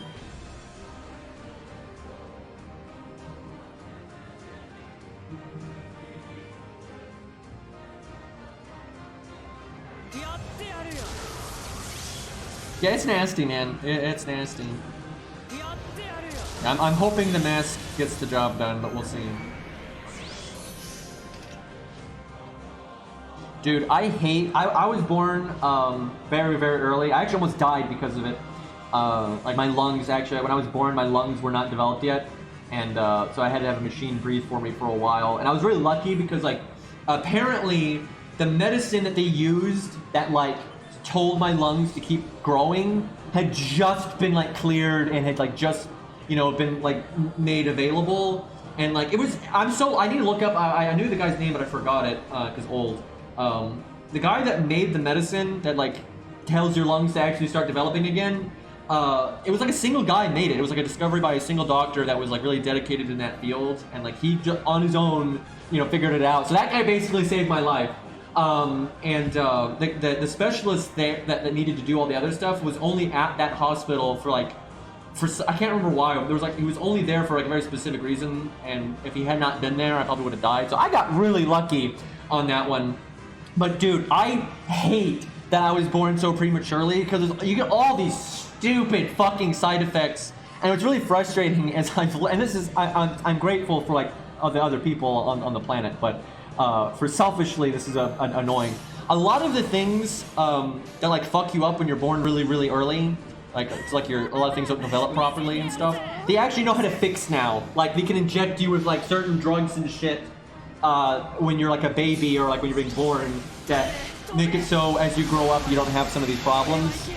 But that didn't exist when I was young, and it's too late to do that kind of thing now. So like I have really bad lungs, I have really bad, like my eyes aren't like the right shape, my sinuses are way too small, all those things. And yeah, it could be so much worse, right? I'm just bitching, right? Like some people are born without arms, or, you know, without, you know, like, you know, they're born with, you know, fucking skin cancer and shit, right?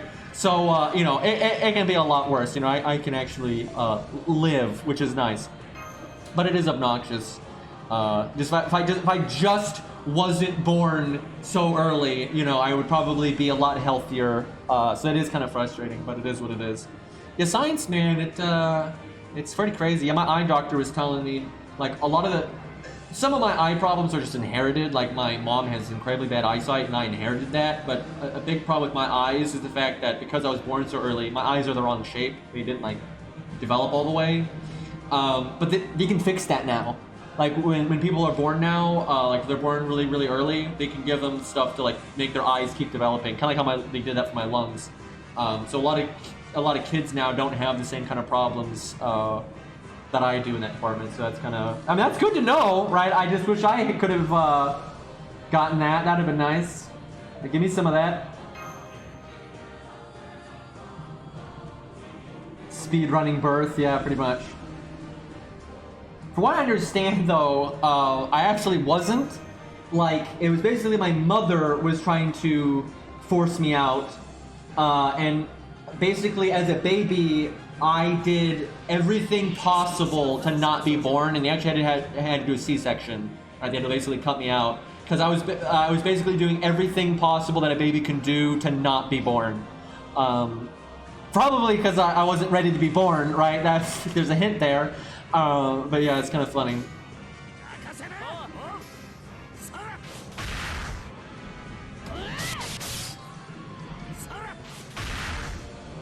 Protection from birth, the X, yeah.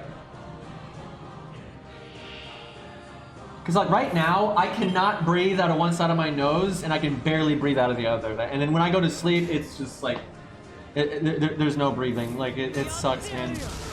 So this is something I learned through all my research on sleep apnea and allergies and whatnot. Humans always, your body is supposed to do this. Why am I NPing with Canis right now? I'm supposed to NP with Arash. Well, there goes our 3-turn. Sleep apnea, anyway. So humans you only will breathe actively out of one side of your nose. Your body will actually intentionally, basically, will put, blood into one side of your nose to like inflate part of it. So one side of your nose, you'll still breathe. You're supposed to. This is how it's supposed to work. Your body is supposed to make it where it's a bit harder to breathe out of one side of your nose. So less air is going through that side, and it's going through slower. But you can still breathe out of that side. And then it opens up the other side. It's not no inflammation at all, and so the other side breathes, quickly and actively.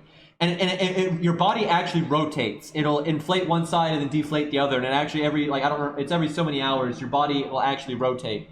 Generally, you can breathe good enough out of both sides of your nose that you don't notice. But the amount of air passing through one side of your nose is actually much less. And the human body just always does this. It naturally does this. Like if you actually pay attention, generally one side of your nose won't breathe quite as well as the other, and it moves around. And it basically does that so that one side of your nose doesn't dry out as much. There's less air passing through it, so it doesn't dry out. And those kinds of things. And generally you won't notice, like I said, unless you have sinus problems, because the combination of your body naturally doing that, and then if you have inflammation from sinuses or anything like that, then you just can't breathe at all, right? Yeah, I didn't know this actually either until really recently. So it's kind of neat, actually. I don't remember what the cycle time is, and it would not surprise me if it changes depending on the person, but I don't know. So Arash is really good here, by the way, because this event gives bonus damage based on your rarity, and the lower rarity you are, the more bonus damage you get. And yeah, Arash is a 1-star, so he gets a lot of bonus damage, so.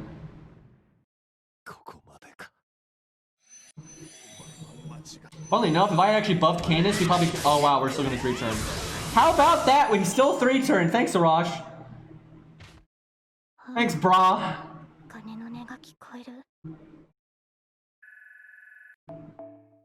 So, yeah, I would like to make the 5-star tier list video, but that's completely off the table right now with this whole, I'm not even considering it. Like, I am not going to work on that with the sleep apnea thing, because one is just, life is really difficult right now in general, and then my brain function is not as good as normal and that kind of stuff, so yeah, I'm not doing that. Because even if I, like, pushed myself and did it, it wouldn't be very good, because I'm not thinking as clearly right now and that kind of stuff, right? I don't feel well. So even if I could do it and get it done, I would look back on it and probably be unhappy with it, because you're not, no tier list is going to be perfect, and your testing is not going to be perfect and those kinds of things, but it's going to be objectively worse if you're kind of mentally impaired. So I don't want a video that I'm going to have on my channel forever that sucks. So we're going to take my sweet time with that. Arash, can you do 7K? Because we don't, well, no, actually, we don't need to test it. I want to test it, but we don't need to. We can do that. I really wanted to know if, like, the Buster Chain was Arash, if he would do 7K in 3rd place. Yeah, I'm not, believe me, no amount of pressure from from YouTube comments and Discord and all that is going to get me to work on the tier list right now. Like, people could literally start a petition and I'm just going to laugh at them. Like, I would do that anyway, but the fact that I have all these problems right now, I'm like, yeah, I'm not even thinking about it. You know what? I almost wonder if we use Canis intentionally here. Nah, we'll stick with the plan and see what happens. But I tell you, Arash's bonus damage here is no joke, man.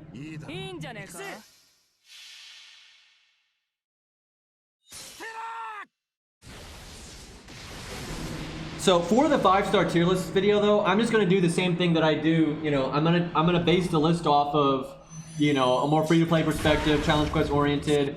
I'm gonna assume when I'm rating Vlad, for example, because people are talking about, if I'm rating Vlad, I'll rate him like you have Vlad, but you don't have Castoria or Waver and that kind of shit, but you can summon one, but only one, right? That's how I'm gonna rate things. And then when I rate Castoria, I'm gonna rate it as though you have Castoria, and then you can summon someone else's Castoria.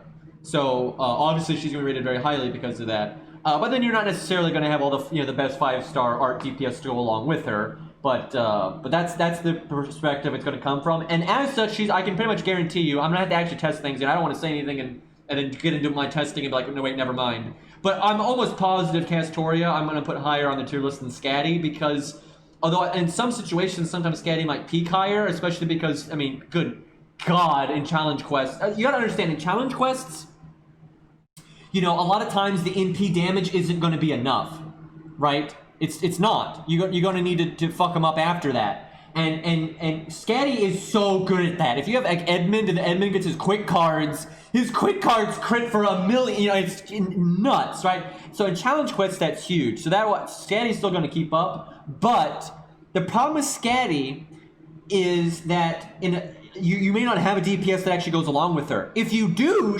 sometimes in challenge quests, she will be better than Castoria. But a lot of people aren't going to have that. They're just not.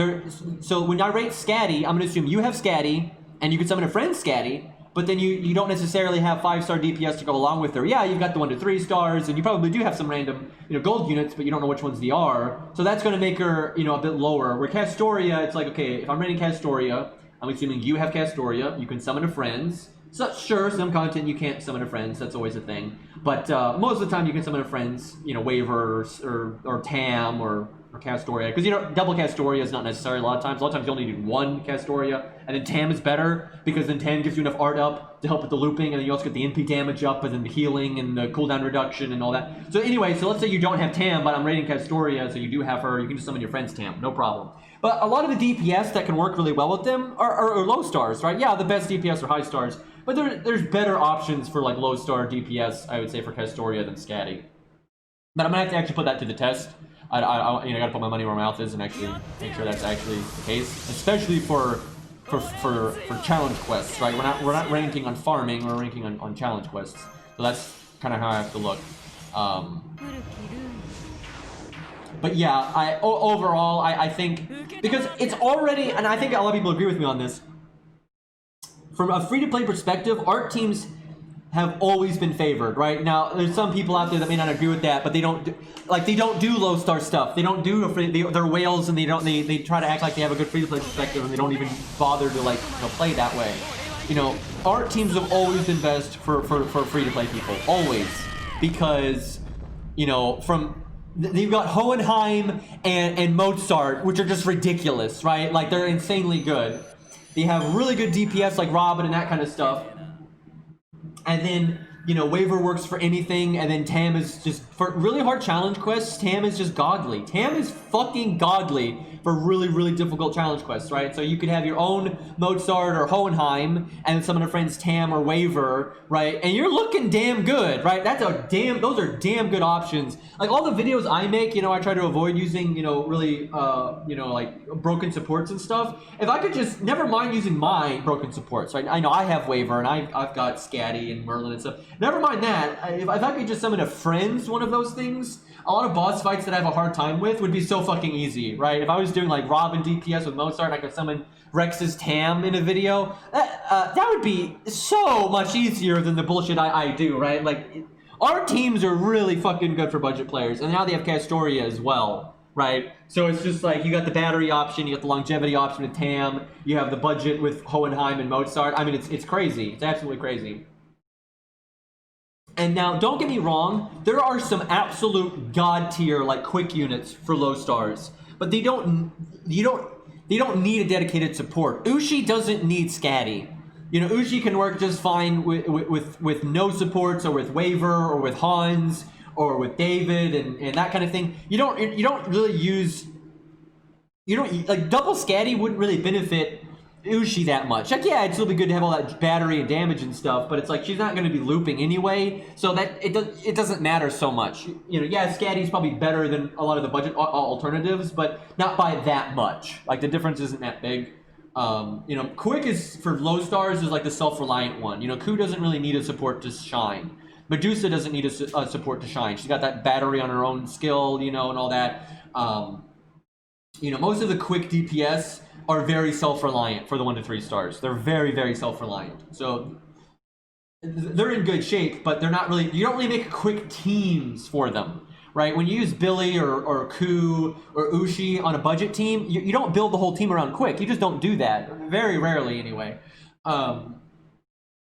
With Buster, it's kind of I'd say it's pretty 50-50. I think it's gotten, for budget teams, I think they've started to make more, like, when you start doing challenge quests, you make more dedicated Buster setups now than before because of Qingong, right? Because of Qingong, and especially if you're doing Poster Girl, you can make a pretty dedicated setup. You have like your DPS, like your maybe Spartacus, and your cycling supports, and you got your big burst support from Qingong and Shakespeare, and then you got your Anniversary Blonde. You know, you can really do pretty extreme Buster stuff. But you still a lot of times just bring, you know, whatever DPS, they happen to be a Buster because of the right one for the challenge quest. And you're just doing David, St. George, maybe Ku, Last Man Standing, you know, Hans, you know, those kind of typical things. A lot of budget teams aren't dedicated to any card type. And I know that I'm not talking out of my ass here. I mean, this is like all I do, right? Like, this is literally all I do, is these kinds of teams, and all my different accounts and stuff. And especially if you don't have Poster Girl, I would say most of the time you're doing just cookie cutter stuff, right? You're not pandering to any specific card type, and if you cater to a specific card type, it's almost always art.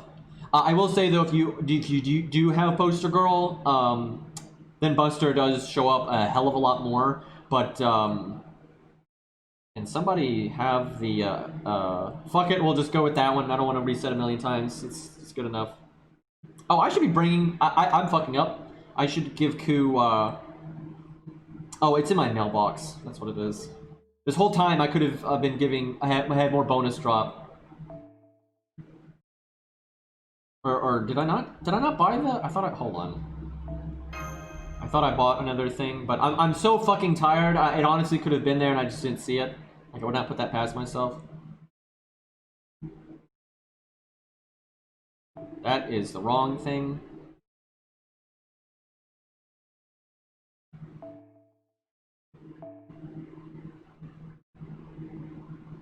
Huh. I thought I bought... Am I crazy? Chat, on a scale of 1 to 10, how delirious am I right now? I swear... Didn't I buy another one of these? Or did I guess I didn't. I guess I don't know what's happening right now, to be honest. Okay, anyway, well, now we're buying one.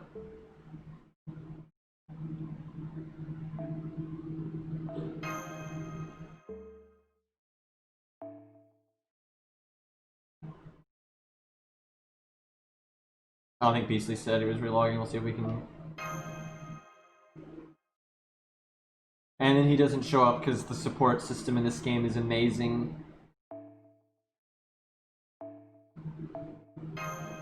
So this fucking CE is like almost great, but oh yeah, you're alt. I wasn't looking. I can't read right now, I'm not gonna lie. Anyway, this CE is almost great for like units like, what's his name? Gwaine, that's the one. Because it's Guts and Buster Up. The problem is, the whole problem, and I hate this, because it's like, oh yeah, this could be pretty good. And when it's limit broken, I think it's 10% Buster Up and Guts, right? That's awesome for Gwaine. You like Guts CEs on him anyway. Buster Up helps you when you crit and when you don't crit.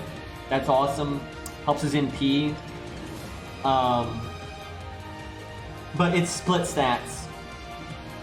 So if you get it to 100, I actually think it's worth it if it's 100. If you get the CE to 100, it gives you 1,000 attack and like 1,600 health. That's good enough that for Gwen, that's pretty nice. But unless you leveled up that much, it's hard to justify that compared to like the pure attack stat ones. Because like, for example, for Gwen, if you're using the crit up and guts CE, it's like, okay, the CE only comes into play when you crit. And that means, so all those attacks you don't crit, it's not coming into play. And when you NP, because Gwen's probably going to NP and stuff, so it's not coming into play there either. So you might say, oh, the Buster Up's clearly better. The problem is, the difference on those turns is most of it's being lost on the stats being lower, your attack stat being so much lower. And then when you do crit, the other one would be way ahead, so it's... I think at 100 it'd be worth it, but... if it's not 100, I don't know. So it's unfortunate. The reason, Rex, I was struggling so much with saying Gwen's name is just because, you know, thinking is difficult. But,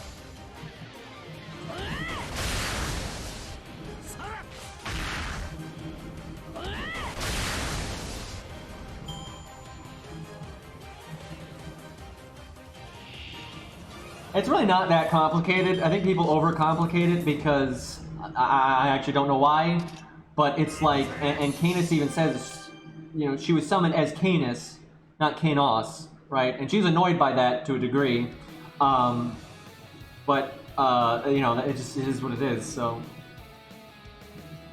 I honestly, some people have said they just did it for waifu reasons, and I think they're happy. I think they're happy to oblige, right? But it does make a degree of sense. In almost all versions of the story, Canis goes back to being a woman when he/she dies. And with the way the Throne of Heroes works and everything, it kind of makes sense.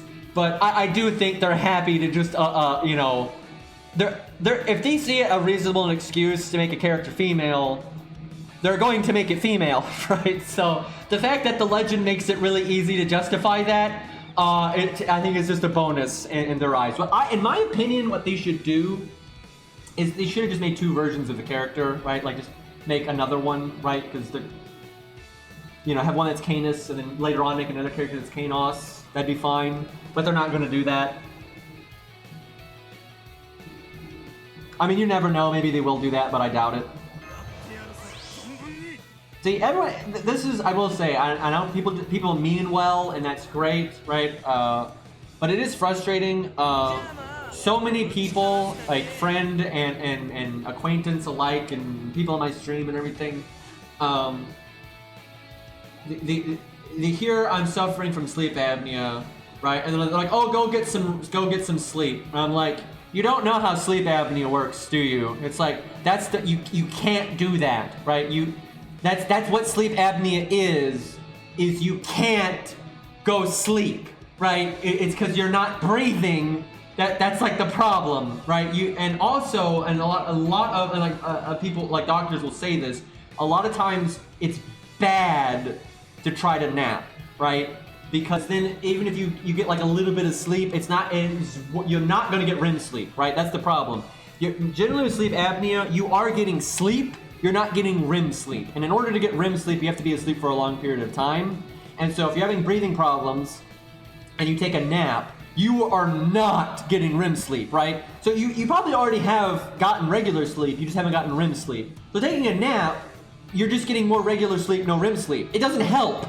And it actually hurts because then when you go to bed, like at nighttime, you know, and when you would normally sleep, because you've already slept some, it's harder to fall asleep, right? So most people will actually recommend you don't try to sleep outside of regular sleeping hours, even if you're tired and stuff, because a lot of times it'll just mean you're not going to get REM sleep, right? Like basically, you need to do everything you possibly can to try to get a large amount of sleep at one time, right? Even if that means getting less sleep in total, because you need REM sleep or you're fucked.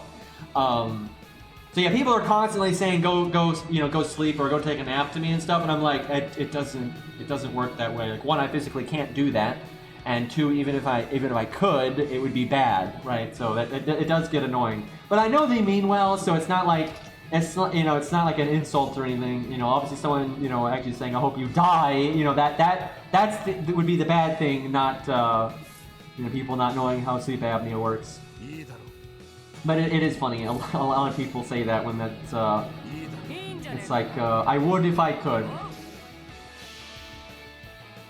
The thing is, there's a lot of sleep apnea can be caused by many different things, and apparently my grandfather on my mother's side, he had sleep apnea of every type at once, which sounds awful. Because like he was a big guy, he was overweight. I'm not. I'm very skinny, but he was overweight, so he had it from that. He had it from allergies, which is very rare, by the way. And then he had like the physical blockage stuff. So like he had every kind of sleep apnea you could have. So that's rough.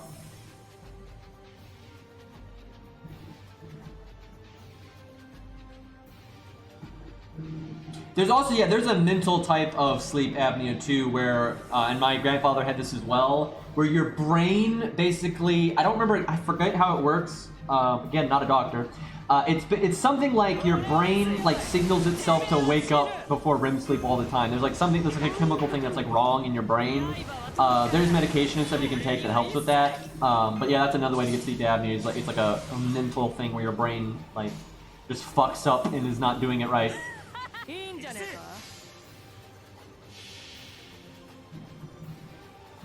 Yeah, unfortunately, sleep aids don't help me at all because it's not. I don't have insomnia, right? Insomnia is different. Insomnia is generally mental problems with getting to sleep, right? Now I will say I am starting to get a degree of anxiety because of sleep apnea, right? Like it starts to make you get fucked up, which can give you insomnia. But the main issue is when I sleep, breathing stops and my brain forcibly wakes me up, right? So sleep aids don't help, like they don't, right? Because you don't want them to. That's the thing. If a sleep aid worked, it could kill me. Because basically what happens is your brain's stopping, it's not getting oxygen anymore.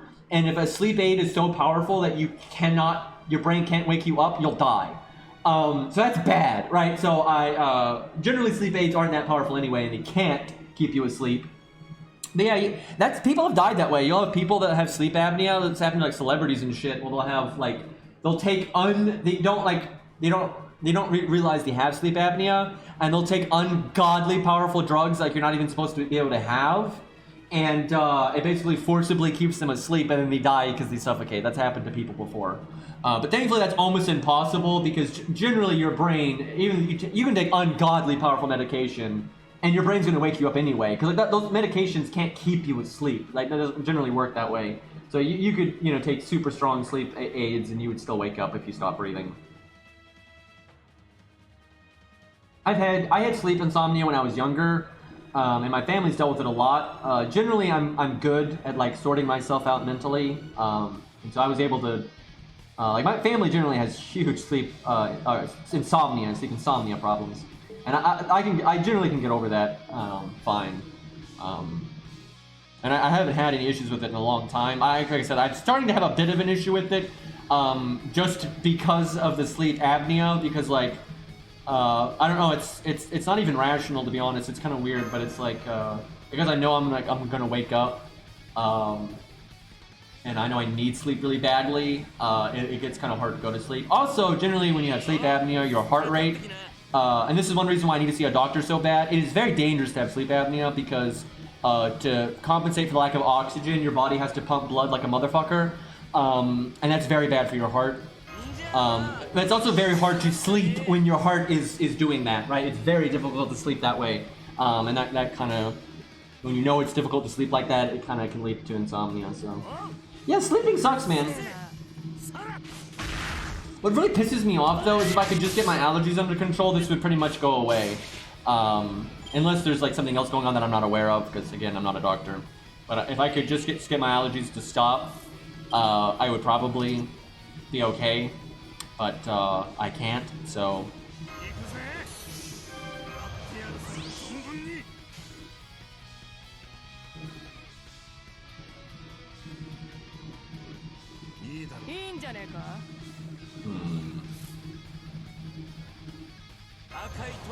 I'm so not used to Ku having an attack buff, but I like it. He did not fucking deserve it, but I like it. Okay, here's the thing. I've even said this. You could do a buff like that on Ku and have it be reasonable. And I would say for the most part it's reasonable. Obviously Ku is, you know, very, very, very, very, very good. But that's okay. It's like, it's okay for 3 stars to be good. It's not like Ku's like, you know, Merlin, right? It's not like, it's something like that.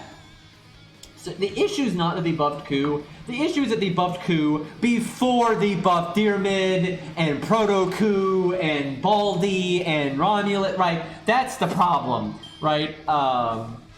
If they had gotten those things sorted out, I really wouldn't have minded them buffing Ku. But like, it's just embarrassing now that you've got like just how much better Ku is compared to Proto-Ku, and Proto-Ku is supposed to be the damagey one, right? It just sucks. I don't know why I'm doing. I don't think I need Castoria's attack buff, but I'm not sure.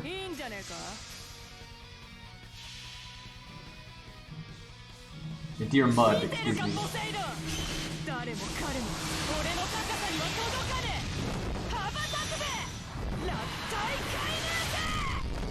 Yeah, I know. Ku is the only 3-star Lancer. Yeah, that's obviously. All those other things I just named, they're not actually in the game. Those are just pipe things. I'm a BRB real quick. I need to get water.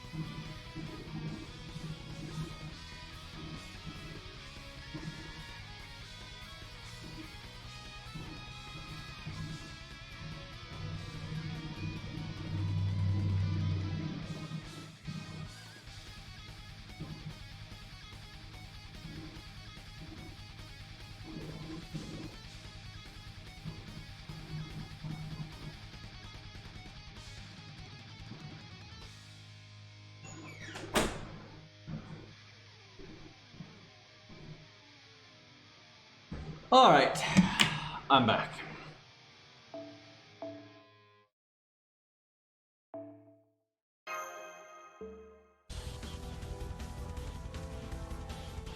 Well, I mean, look at, what do we need here? Alright, we can buy the costume now, but I'm not sure I'm actually gonna buy it for real, like, yet, because I don't know if I have the Void Dust to really justify doing that, but, also, I'm not gonna use the costume, outside of, like, just showing it off, really, so, like, unless, I don't know, unless you're fighting, like, Void Shiki with her costume, and if I did that in a video or something, then I might use it, but other than that, I don't think I would really use it, so... Oh, hold on, let me, you probably have to be max level. Wait, Artoria has a bunny costume, what? I don't remember this. What am I missing something? I don't know if I'm like missing like an alternate version of her right now. Oh, Ruler, right, there we go. That's the one, okay, there's that. I literally could not remember that. I don't really see Lantoria and Artoria as the same person because they're from different worlds and they're so fucking different, so I kind of forget.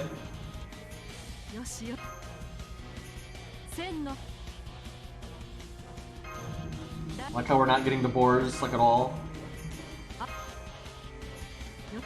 There we go.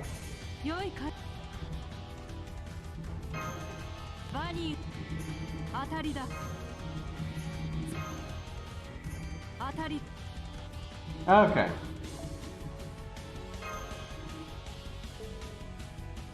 Let's see if that's actually enough to level. Yeah, we'll see how many hero fruits, how much Void Dust this takes. If it takes a lot, I'm not buying it.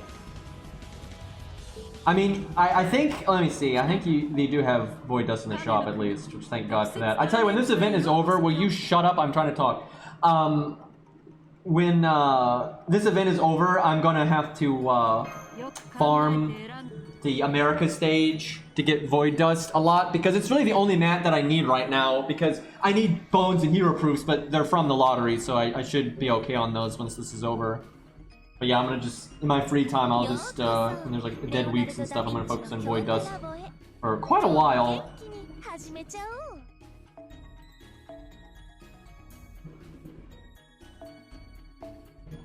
So I'm glad I got Scath in such a small amount of SQ, because I like all the Irish stuff and whatnot. She does have fun gameplay, but I'm not happy that she's a Lancer, because I have so many fucking Lancers. The last thing I need right now is to have another Lancer I have to worry about in terms of skill gems and everything. So that's not great. It's like Lancers and Sabers, I'm just like, please stop. But I always like Lancers and Sabers, so this always happens.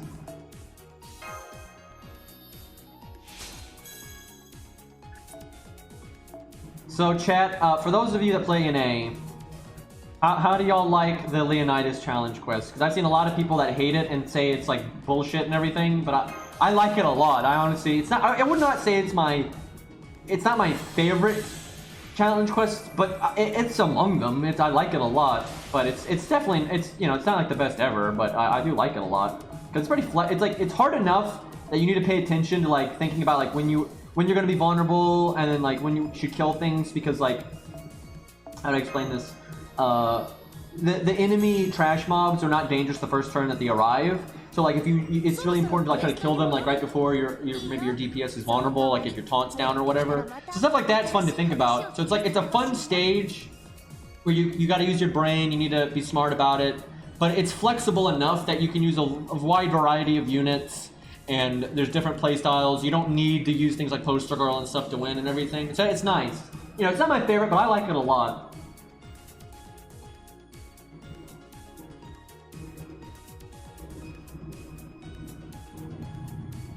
Yeah, it looks like most people liked it. The Riceman CQ, it's like, the problem I have with it is once you understand it, it's boring. Figuring it out is fun, and this is why I don't ever, look up stuff. It's fun to figure it out yourself. But once you kind of figure out the meta of what's going on with the buffs, or like the buffs that come from the debuffs, and like, how everything kind of works, and like how you can keep the attack buff for one turn, and then you got to use it, early on the next turn, otherwise don't run out of charges, and then, the art buff turns into just, the next hit, and then you can hold on to the NP buff for a long time. So once you figure that kind of stuff out, it's really easy. You gotta be meta with what it is, but it's really easy once you figure it out. So I don't find that it has very good replay value.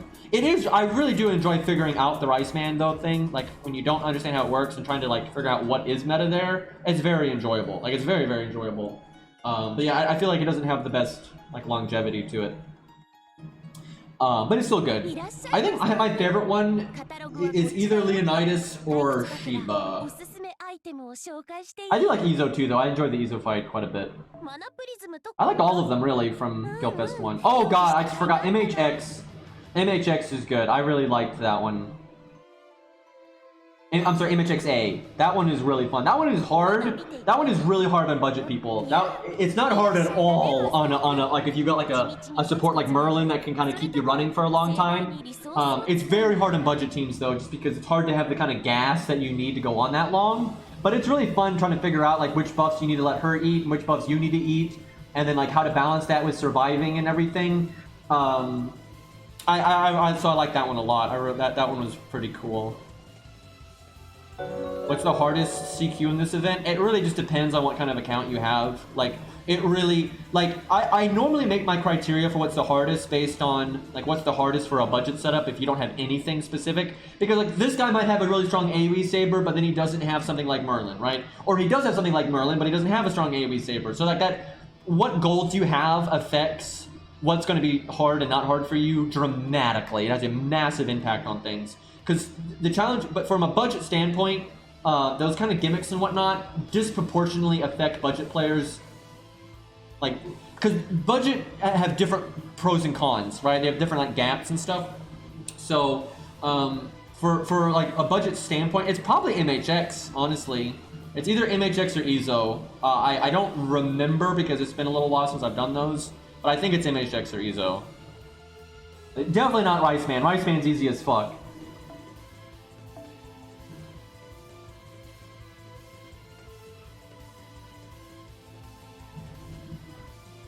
Oh, thank you for the resub, Rata Top Knox or whatever. Chat, believe me, I cannot read names right now. I normally can't, now I really can't. Monty Python reference, though.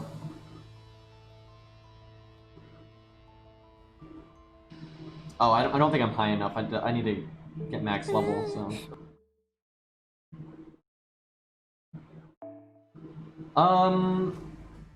I don't need gold currency that much. I mean, I still need it, but... Yeah, we'll do this a few more times. I'll get enough gold currency to make sure I get the faux items and that kind of thing, and then we'll move on. I really want to do the lottery stage because it drops hero proof, so hey, Beastly, thank you for the 23, man.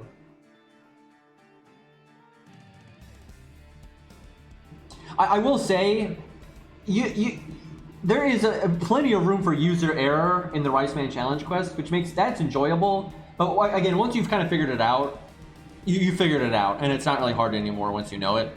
But yeah, there's plenty of room for user error and trying to, you know, do shit right.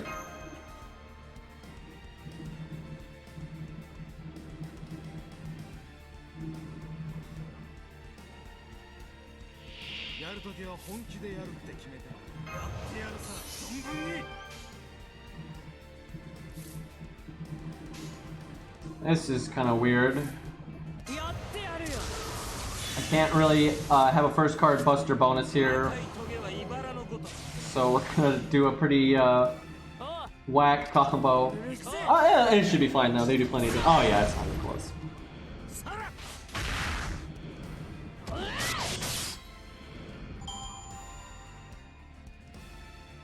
I'll give them credit. I haven't played it enough to have a very strong opinion about it, but I'll give them credit.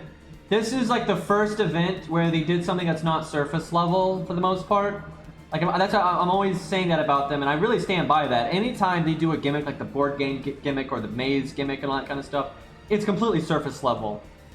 You know, it's like fluff. It doesn't mean anything. This is actually different, right? It actually changes how the game plays in a very significant way. Oh, and Setsubun. Setsubun was not surface level. That was actually quite different. So Setsubun was actually different, and then this is actually different. But I haven't played it enough. It doesn't seem like it's super fleshed out, and again, it's not permanent, so it's almost bad. Like them adding Setsubun is almost more painful than good, because it makes me just want to have that kind of game mode all the time, right? And the same thing with this. If this mode turns out to be fun, I just would like this to be a side thing just for fun. Like, even if it's just, like, I think there's 7 boards and that's it right now. Even if those 7 boards were just like a side thing, they got no rewards, you can just play them for fun, that would be nice, right? Why not, right? But, you know, of course they can't do that because fucking FGO is obsessed with, you know, not having permanent game modes.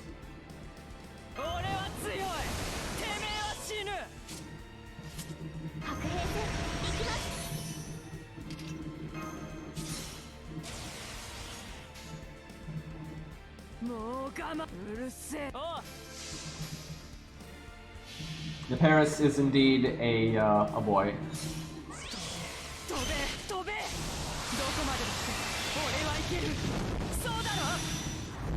I mean, there's plenty of fun stuff in FGO. I mean, challenge quests can be really fun. The main stories had lots of fun things. Setsubun was really fun.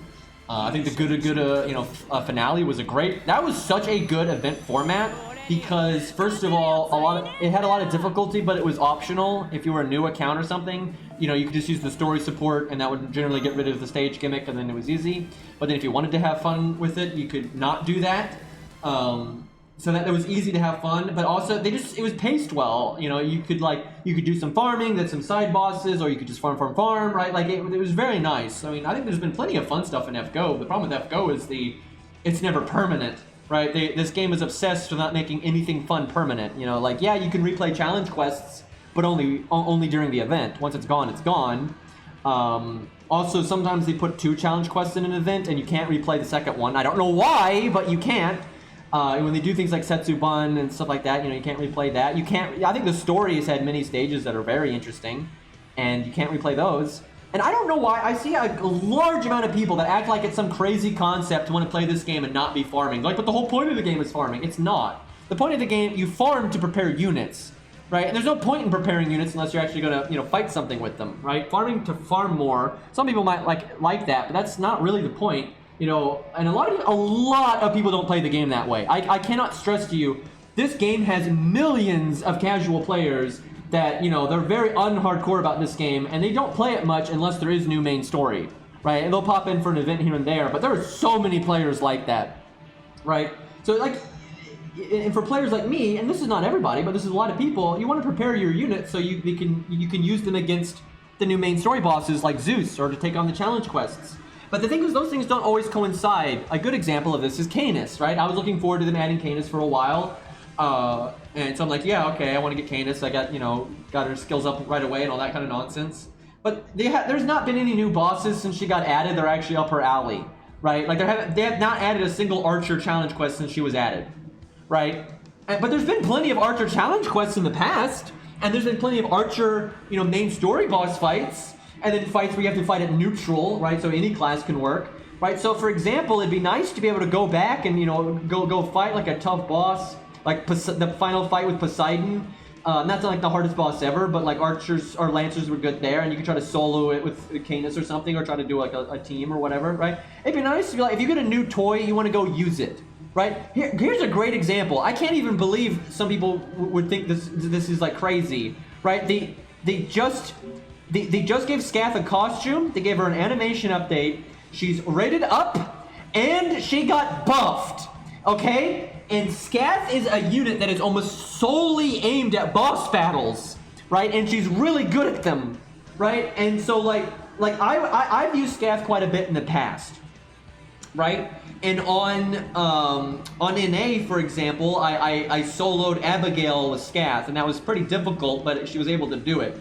I would love to be able to do it now with her buff and kind of see, you know, how is it now compared to before? Because now you can always get your crit buff at least once. You know, you get that, your first piece a bit easier to get and that kind of thing, right? So she's not like, for real, Scath is not much stronger now than she was before. Her buff was quite minor. It was actually like a quality of life update. But I actually like it. That's like the exact kind of buff she needed, because Scath was already an incredibly powerful unit. But I've always said it was kind of obnoxious how like she'd almost always land the crit buff, but every once in a while she wouldn't. That's annoying, right? So not having to to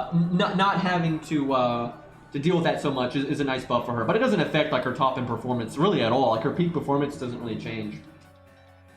But so let's say you're a big fan of Scath. It would be really nice, like, oh hey, I got Scath, I've never had her, now I want to go use her on something. Like, let's go fight Abigail, but you can't. Like, and why not, right? There's literally no reason not to have story replay. Literally every other mobile game has story replay, like all of them. And on most of those games, though, it's fairly irrelevant because most other games are very gear-based. So once you get better gear, old content becomes irrelevant, and you can't really have fun with it. But Abigail is going to be just as relevant and challenging, you know, really now as she was. So it doesn't, you know, it's not a moving goalpost. And I have ult accounts. Like, are you fucking kidding me? I have like way more ult accounts than most people. That's also a completely unreasonable way. It's like, oh wow, why don't you make an ult account? And then so you can replay the fight once, and then have to make another ult account. Like, that's stupid. And then you have to grind a fuckload to get there, and you have to get your units ready again. And also, you can't, it's difficult to have multiple accounts on a single device because FGO doesn't have a proper account settings because this game is stupid. Right, so it's like, it's very difficult to have ults. Like, that's such a bad answer to the FGO problem. Like, why don't you just make an ult account? Right, first of all, I do, and then again, you can still only play it once, and then it's gone, right? So it's like, once you do it the one time, it's been exhausted. Yeah, just make one account for every boss fight they've ever made, and then you cancel the app every time. And then, you know, then you're fucked, though, when they make bosses where you can't summon yourself. Also, sometimes you don't always want to solo. Sometimes you want to team stuff, obviously. You know, team stuff is really fun, too. The stage just has to be hard enough to warrant it. And if you're doing team stuff, you'd have to level up all your units on every single account, right? Which is just, that's stupid. The thing is, what a lot of games do is let you bind it and link it to like Twitter or Facebook or Amazon or you know, the Google is the standard one, right? I honestly can't believe FGO doesn't. FGO is very disappointing to me in many aspects, and the reason it's disappointing is because I like it, right? It's not that if some game did some, had a lot of like lacking stuff. Like a lot of other games are gear based, right? And I generally don't like the gear based stuff as much because it really kills replay value and it makes it a lot more grindy and stuff. But all those other games being so gear based doesn't bother me that much because I don't like those games that much anyway, right? All the problems with FGO really bother me because I like Fate a lot, right? And we do have good core mechanics. Like, seriously, this game lends itself to really good boss fights when they actually bother to make them, right? Like the normal card system, skills, NPs, the way all these things play out, and the way these synergize with each other. It can be really interesting and fun. There's also a lot of ways to cheese it and trivialize it, but that's most video games, let's be real. And you can just choose not to do those things if you care, so...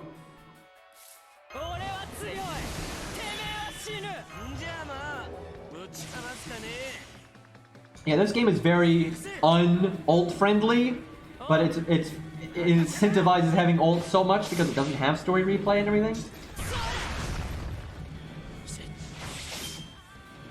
I've always said I don't inherently dislike gear-based games. I dislike modern gear-based games. You can put gear in a game and have it not be cancer. It's actually easy to do that. Hey, Arjuna.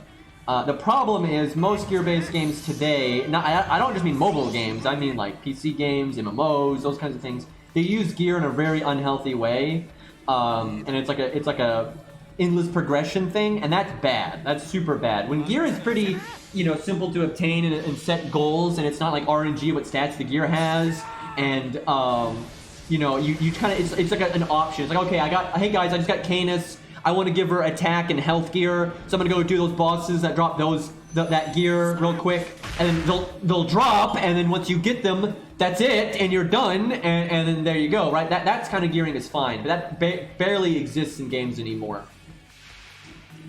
Basically doesn't exist in games anymore. There's a few single-player games that kind of do that kind of thing, but almost all games, have like endless progression with gear, which is stupid, and it makes old content trivial and that kind of thing. It's very, very bad for games, in my opinion. I think it's terrible.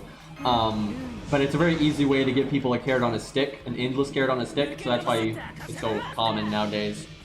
But seriously, you could do gear where it's kind of like command codes, where it's a set thing and it's not a moving goalpost, and it could be a fun way, oh hey, I got a new unit, let's go do... Like, imagine we could go fight Abigail, and Abigail, from Salem, right, which is a very, hard boss.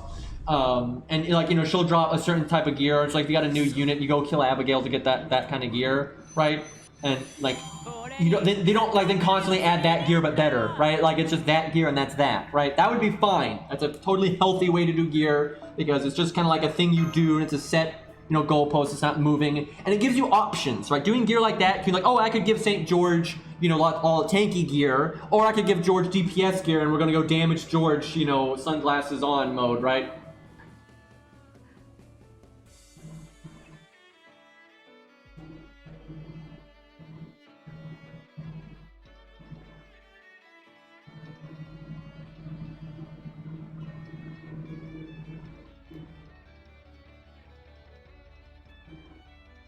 I was talking about a Raj, but I'm so sleep deprived. Like I was saying earlier, I am always, my brain is literally not working properly. I'll say things like I need to go get a new pair of legs instead of saying I need to get a new pair of pants, right? So I may have said Arjuna instead of Arash, but I was talking about Arash. And the reason why Arash is abnormally good here is because 1, he's always good, and 2, because 1 stars get a massive event bonus here, and so again, Arash has already been good for farming and that kind of thing anyway, and now he gets this huge ass fucking bonus. And grailing a unit is not how do I put this? Grailing a unit does not change their event bonus, right? Like they get just as much of the event bonus even if they're grailed or not. So a grailed Arash is just insane here.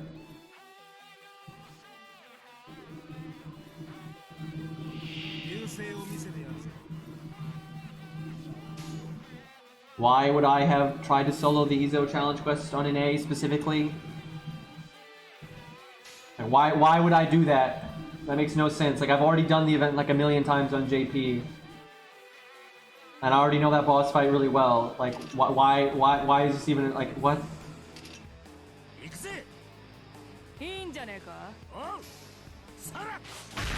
I mean, like, I don't care about NA, and I also don't have units on NA. Like, I have so few units on NA.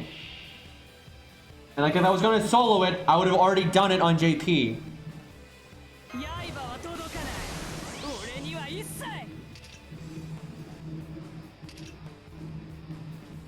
I don't know why I just cast that.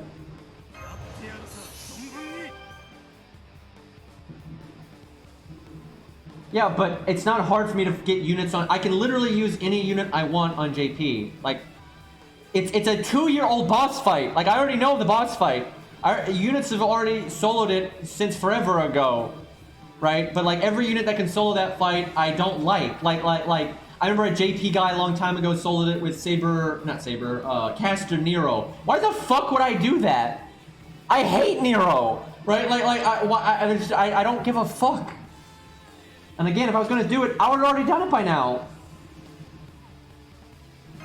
And it's not like, let's say I liked Nero, right? Let's say I liked Nero and I wanted to make a Nero video, right?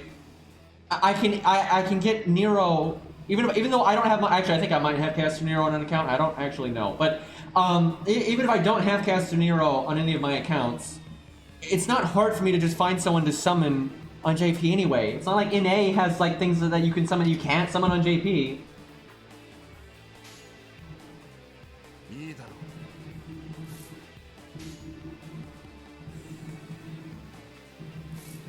I literally can't remember. Like, this is how bad like my mental state is right now. Like, I'll click something and forget why I clicked it like immediately. It's not great.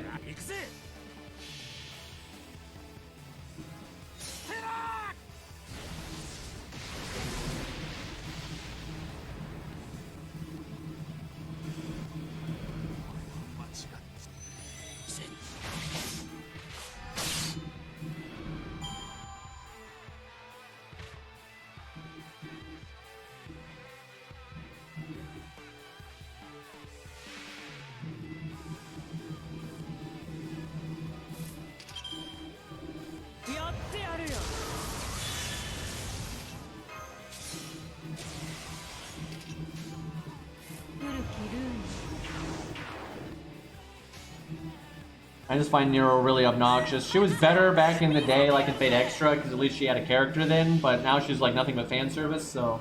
And even in Fate Extra, I didn't really like her, I just can acknowledge that she actually had a character.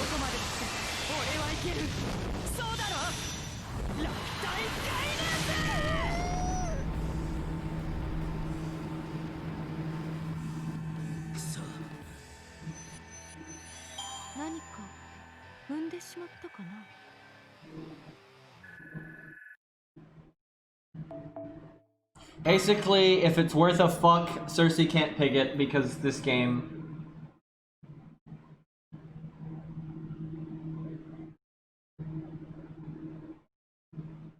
I'm not sure why people hate the Izo challenge quest so much though.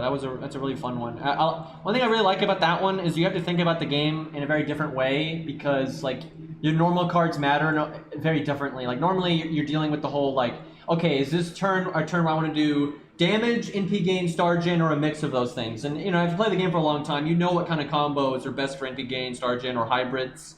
But then like all those kind of meta card chains go out the window because it's so important. You still have to worry about like NP gain and damage and those things, but then you have to worry about like what card you're ending the chain with and then the resistance thing. So it just changes what's meta a lot. Also because your NP still does enough damage to matter, but it does so much less damage, it matters a lot less than normal. So it's a very unique fight, and it's perfectly doable with, you know, very budget units. So it's not like it's unreasonable stat wise. It's hard, but it's hard mostly in terms of coming up with a good plan. It does have a, you know, it's not easy on the stat requirement, but it's not that big of a deal, so.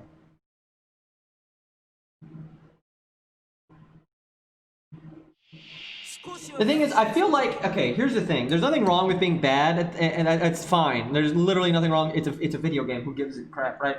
But if you won or just not good at the boss, because you may just be bad at, like, you know, getting the right mindset, because most bosses, they're wanting you to use a certain kind of, you know, style of play, and sometimes people have a hard time figuring that out and kind of seeing what they're supposed to do, so they're not thinking like through the right lens.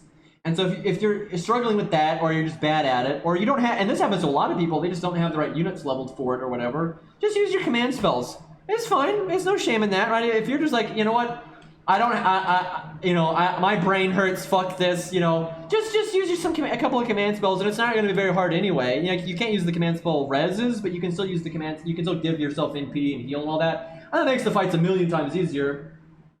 And you have to regenerate once a day, and that's not a big deal. And it's fine, you know. Because if you're getting fucked up by a challenge quest, and you're not enjoying it, you can just do that, and it's not a big deal. So now I generally, because I'm the kind of person that likes figuring things out, I like trial and error, I like testing things, I like, you know, learning. I really enjoy learning. That's a big thing for me in life.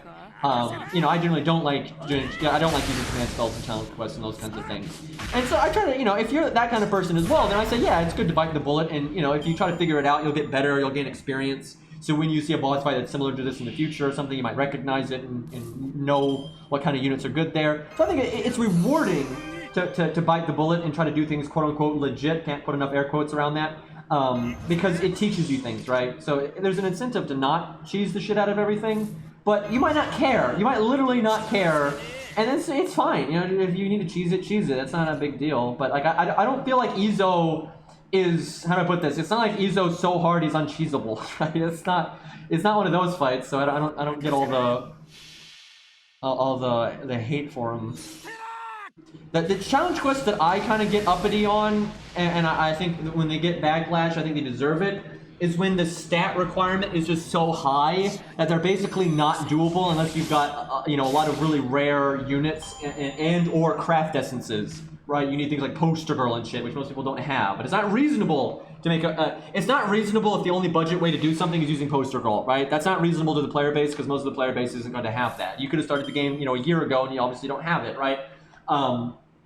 So thankfully those boss fights are rare, but they do have, every once in a while, there is a boss fight that they make that I think is tuned badly, right? And it's like the Shadow Camelot Knights, I think were tuned very badly. I'm not sure. A lot of people say Achilles was like that. I don't have a very strong opinion about that one, as I always say, because I wasn't really playing FGO too actively during that when he was available, so I didn't really sit down and I barely did the Achilles challenge quest. For what I saw of it, I can see why it seems like it's one of those fights that the gimmicks are fair and reasonable and interesting, but the stat requirement was too high. For what I saw of it, that sounds legit, right? I buy that, but I'm not sure. You know, I haven't tested it myself, so I don't really know. But I would not be surprised if I ever got to do that challenge quest again. The thing is, he's always going to come to NA. NA is not going to tell me jack shit. Because again, I don't stay on top of NA. You know, I haven't leveled anything on NA in like a year, right? I don't, it's like whatever. I mean, I do have, you know, I got David leveled, I got George leveled, I got the basic stuff leveled, but like, as new things are added, I haven't leveled the VC Braun yet, for God's sakes, right? And he's kind of a staple 3-star, right? I'm probably not going to have the skill max ready for Asclepius when he comes out and things like that. So my NA account is always, I can't give things a very fair shake half the time. Yeah, I could just, you know, be like a normal person and summon a strong, you know, support or something, but and then you can kind of get a feel for it. But yeah, I'm not going to be able to give the Achilles challenge quest like a fair shake on my NA account.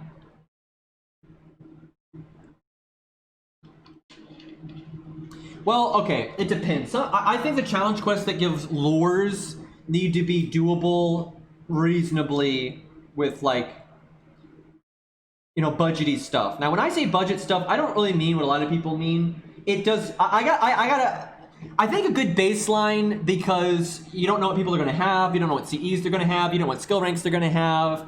You know, you don't know if they're willing to use command spells or not. There's a lot. I think a good baseline is if it is beatable with 1 to 3 stars, with craft essences that are not limited time. You know, like Poster Girl. It's okay if you use unlimited things like, you know, K-Scope or whatever. If that's beatable, I think that's a good baseline. Because now you might say, well, even if it's beatable with 1 to 3 stars, people may not have those specific 3 stars, they may not have their skill ranks high enough, and that's true, but they're going to have gold units. Everybody has gold units. Look at my new account, right? It already has a bunch of fucking gold shit. Every account's going to have gold shit. You're supposed to work towards having stronger accounts. That's the point, right? But the reason why 1 to 3 stars are a good baseline is because if it's possible, If it's possible to beat a challenge quest with only 3-star units and only craft essences that are unlimited or free, that is within a power range that just if you try hard enough, everyone's going to be able to do it. You know, because they're going to have some golds, they're going to have their support list, you know, they're going to be able to summon like Merlin or Tam or Waver or some crazy shit like that. That's way stronger than any of the 1 to 3 stars. You know, they may not have Case Scope, or they may not have Poster Girl, but they might have some other really good CE, right? They're going to have other things that they're going to be weaker in this area, but stronger in that area. So I think DW should try to make challenge quests always beatable by 1 to 3 stars, but it should be very difficult, and it's fine if you need very specific 1 to 3 stars, right? And not every, because the thing is, when you say something's beatable by 1 to 3 stars, that doesn't mean every player is going to be able to beat them with the 1 to 3 stars, because not everybody is going to have this, right? They're not going to have all of these goddamn 1 to 3 stars leveled, right?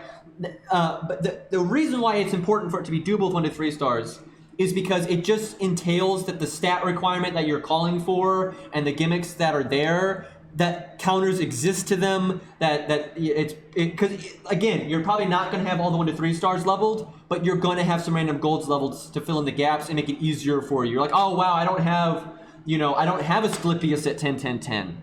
But I've got Waver on my friends list, right? So it does, you know, that I'm way better off anyway, right? So it's like, that's why it's good. When it can't be done with 1 to 3 stars at all, then normally it means that there's a gimmick that's, you know, that only very rare units can deal with, or the stat requirement is just way too high. And then a lot of accounts are going to struggle with it, even if they're playing well. And that's not good, right? You don't, if somebody truly because seriously, and I've had this happen, I'm not trying to brag, I'm not like the best FGO player on the planet, but I know this game very well. I'm very good at this game. Like, I can confidently say I am very good at this game. And I understand boss fights. And what I do when a new boss fight comes out is I try to understand it on a very deep level. I try to understand what the AI is doing, when it's more likely to do this or that. You know, it's low in health, is it more likely to do this thing? Is it preset to do that thing? What are the break bar gimmicks? You know, I try to figure out every little thing as best as possible. And there have been boss fights where, you know, I'll be stuck on them for a while, but I figure them out really fucking well. Like Zeus is a good example of this. I was trying to do Zeus with 1 to 3 stars. By the end of that, I understood that boss so fucking well. I basically understood it perfectly. There was nothing in that fight I did not understand. And I think I may not have came up with the absolute best 1 to 3 star setup humanly possible, but I came up with a very good one that addressed the fight very well, and it worked. And you know, I understand like the value that is required to beat that fight, right? And there are times where they make boss fights. Again, I'm not trying to brag, but I know this game. I know how to judge a boss, right? If I play it enough. If I only do it a couple of times, you know, I may not understand it yet, but if I sit down and really fight a boss a bunch, you know, I'm going to know what's required to beat it, and I'm going to know the kind of value you need. Even if there's a team comp that I haven't thought of, you know, you're going to have to, like, muscle-wise, if it's so out of your reach for, like, 1 to 3 stars, like, I can tell, right? I can generally tell. And, you know, it's bad when somebody, what I'm getting at, I was kind of getting off point here. It's bad when someone puts in the effort, like I do, and they understand the boss perfectly, and they still can't win. That's not good, right? Normally that doesn't happen, by the way. But normally people don't, like, most people, I do not think, figure out a boss as well as I figured out Zeet. Or, like, I remember when I was doing Ezo back in the day, I did that with all kinds of setups, and I did it many, many, many times. Most people do not figure out the bosses that well, right? But if they do, and they have they've got a reasonable account, they need to be able to beat it. That's the thing, right? You know, yeah, you may not have a lot of the 1 to 3 stars leveled, but maybe you have Hercules, maybe you've got Imia, you've got Merlin, or you're going to have these random golds, and they're going to really help you out. And they should. They're supposed to help you out. That's the point. If anyone puts in the time and they've got a decent account, you know, and they understand the boss, they should be able to beat it. Maybe they need a little bit of RNG and stuff like that, but they should be able to beat it. But there are bosses, I think, that come around where people understand, they're not losing because they don't understand the boss. They understand the goddamn boss. The value just doesn't exist, right? And that's not good. Thankfully, that does not happen often. It's pretty rare, but it does happen. It does happen from time to time, and I think it's very bad. I think when DW makes a boss like that, I think they're really missing the mark, and it's not good for the game, and it's annoying. Because, for example, part of the game is preparing you. I think it's not just a time investment, it is a skill. Being able to understand the game well enough and know what you need to level and what makes sense is important, right? It's like if you realize I literally don't have a good single target assassin, it's smart to level one, right? Like I kind of pride myself when I make a new account. I think I do a pretty good job because I don't farm much, right? You know, proof is in the pudding. You know, I stream the new account, you know, all the time, and you can see what my master rank and all that. You know, I'm really not farming. You know, Herc, I haven't even done enough to even get a single Servant to bond 10 yet, right? And I'm doing just fine. You know, I'm getting through the game just fine. And it's a big part of that is because I think I do a good job of leveling up, you know, picking my roster pretty well. Now, like on my account now, on main here, I have so much stuff, I can level whatever I want. It doesn't matter, right? I've got my bases are covered. I have a lot of supports for all types. I got single target AoE for all types. I've got, you know, I got my bases covered, right? But on a new account, you need to be smart. You know, you need to, yeah, single target caster. Yeah, good luck with that one. But yeah, that's the one thing. But yeah, you know, you need to be able to notice. Oh, hey, I need some tanks. I need some supports. I need some, you know, single target, some AoE. I need some utility. You know, and so you fill that kind of stuff out, and you level units you like. I think anyone should be able to enjoy the game and just level units because oh, it's my favorite unit. Of course, I'm going to level this, and I'm going to also level up things that I need as well, right? You got to complement stuff. I'm going to level Hans to complement my you know, Scath or whatever, you know, someone got in the game like right now. Let's say someone got in the game right now and they got Scath, right? It's smart to level up things like, you know, Hans and Mash and St. George and stuff. Those are going to help you use her in boss fights, you know, better. It makes sense, right? So people need to, you know, prepare their accounts, right? So that's part of beating challenge quests is preparing your account, but then you need to be able to understand the boss and those kinds of things. The other thing where DW needs to work on is not only do on occasion like a boss fight that's just basically not fair, and unless you have specific rare things, it's not going to happen. They need to do a better job of making sure all the tools are available. As people are mentioning in chat, you may articulate and notice that you need a single target caster, but there aren't any that you can actually get that are just you know, there is no go-to, like Ushi, right? Everyone can get Ushi. It doesn't matter when you started playing the game. It's because people always point to welfares. You may have started after, right? It's not, it doesn't work, right? So anyone can get Ushi at any time. You could have started playing FGO since day one, or you could have started playing it yesterday, and you can work towards getting Ushi, right? And she's a good, if you're like, I need a single target rider, she works just fine. She's great, and she has survivability. And sometimes, you know, like, I've said this before, I stand by this. This is why Ushi is so high in my tier list. I fought a lot of bosses on a lot of accounts. And if there have been times where I'm sitting here, it's a boss fight where you fight many different classes, right? And some of the enemies are tougher than others, right? Or maybe it's you're fighting just a single enemy type. There have been many times where I'm fighting a main story boss, challenge quest, something like that, and I'm sitting here like, I need rider DPS. Like, that's why I'm losing. I'm not losing because of the lack of healing. I'm not losing because the debuffs are wrecking me. I'm not losing because I don't have enough total value. I just need more rider DPS. That's the all. Anytime that's the case, where one of the check boxes for beating the challenge quest or whatever is having solid rider DPS, Ushi has always been enough. I can't think of I'm not exaggerating. I cannot think of a single boss fight where one of the big check boxes for beating it is having a good rider DPS. Never has Ushi not been good enough, right? So that's awesome. That's good game design, honestly. That's good. You know, and anytime one of the check boxes is have a good Lancer, Ku has obviously always been good enough. Very much so. So they're good on that front. But there have been plenty of times where one of those fucking check boxes is have good caster DPS, and it's like, well, I'm fucked, right? Because, yeah, maybe you have Ilya. Ilya gets the job done. Plot Monk gets the job done. But you know, a lot of people are not going to have those.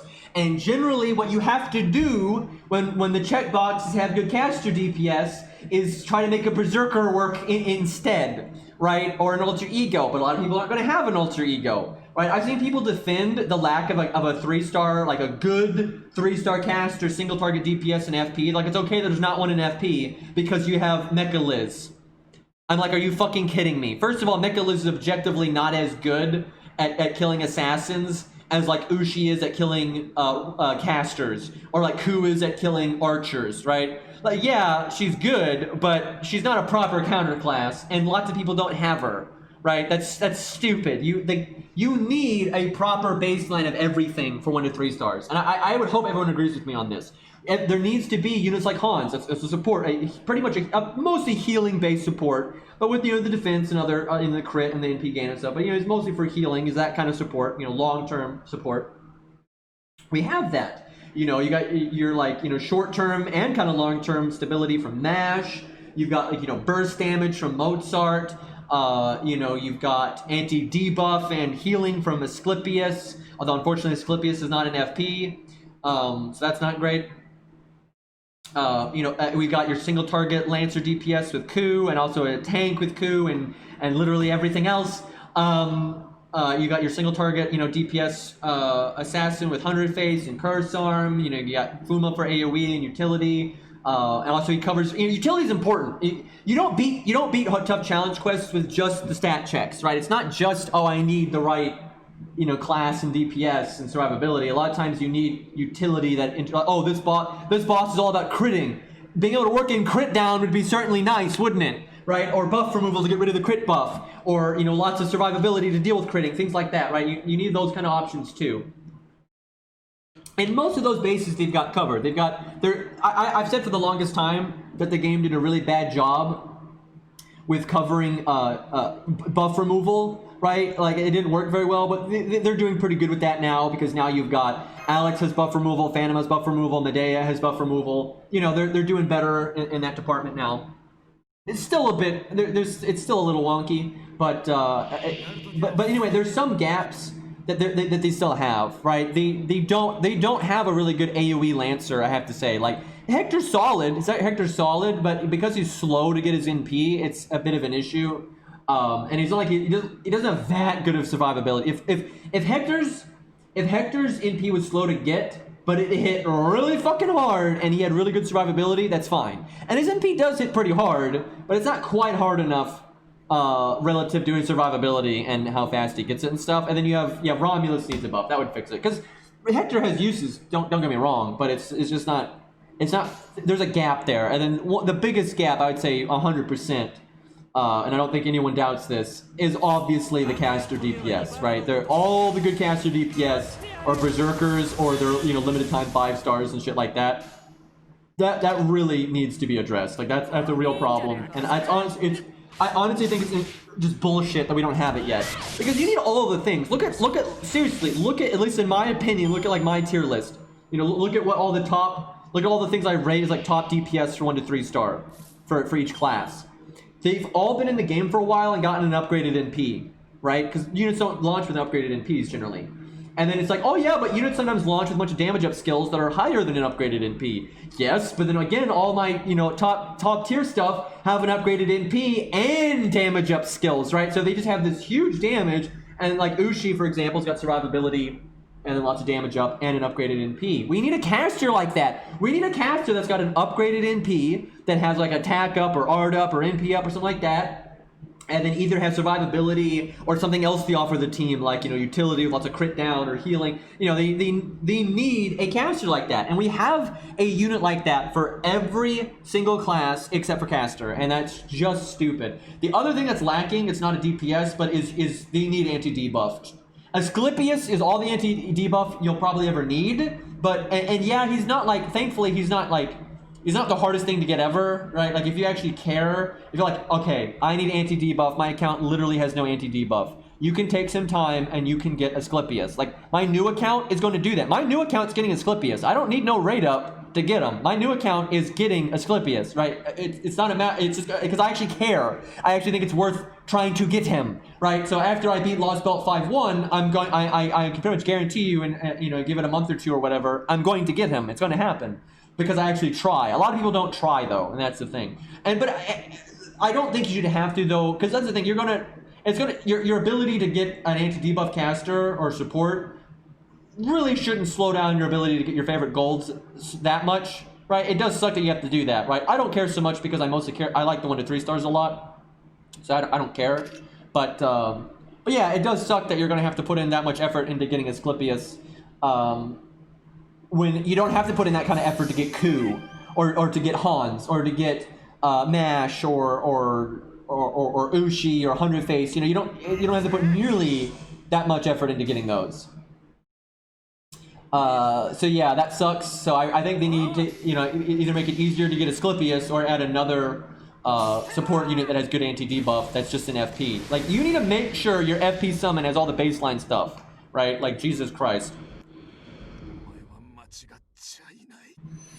What historical figure would you pick for a 3-star caster? I mean, there's all kinds of people that would fit, but I'd like to make Alexander Dumas. He's already exists in Fate, but he's not an FGO. But I think he'd be a very sensible 3-star caster. Because he is famous, but like he's not a frontline fighter at all and stuff. Like, I think he would fit the bill really well. And yeah, you could always do other things like Beethoven and stuff, obviously. But yeah, Alexander Dumas would be a nice one. Now, I don't think Alexander Dumas should be I don't think he should be an anti-debuff caster, because if you look at his kit and lore, he should be a very strong NP support. He should give you NP battery and NP damage. No attack up, no crit up, no buster up, none of that. So he's not making your normal cards any better at all. Your normal cards shouldn't go anywhere. But it should give you a nice, juicy NP up. Maybe it lasts multiple turns. It should have a good bit of battery. But that's about it. Because he's a low star, he doesn't need to be like Waver. Waver gives you damage, defense, crit, and battery. Dumas should be, I think Dumas should have about as much battery as Waver has. Maybe not, like, Waver gives 50% to one unit, but then some extra to everyone else. Dumas maybe should just be 50% to one unit, and that's it. So maybe more akin to Scatty. I think that's totally fair, though. I think budget units need a battery unit like that. These so often have been designing things around speed in mind, and low stars have such a hard time with that, and it's kind of annoying. So I think Dumas would be a nice pick. And 50% battery, maybe 40%. So you have to wait like a turn. You have to that's the thing. Low stars have to wait a lot of times. You have to weather the storm a lot more than high star. Bullshit can just 3 turn, and then you don't have to face tank much. So you don't need survivability. But it's okay. Like, let's say you get 50% starting NP. You get 40% for Alexander Dumas. So you need a turn to get that other 10%. That's fine. Yeah, you're not going to win as fast. That'd be okay. But 50% would be nice. But then you give him just NP up. Not going to make your crits better, not going to make your normal cards better, any of that kind of stuff. And maybe you give him something else too. I think you'd need more than just NP damage and just battery. You need to give him something else. But you can kind of mix up what that is.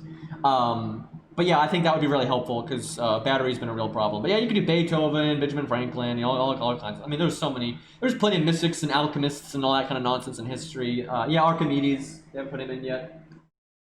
They'll probably make him a weird class, though, I kind of suspect.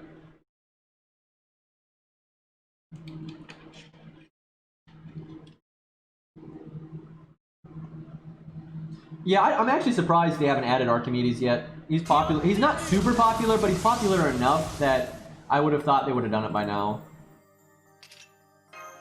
I honestly don't understand what the holdup is. Okay, chat, I'm literally just throwing this out off the top of my head. I haven't actually thought about it yet. How do you feel about this, chat? Do you think that they're kind of slow or even wary of adding antagonists? Because they haven't added Saver, they haven't added Archimedes, they haven't added the villain version of Charlemagne.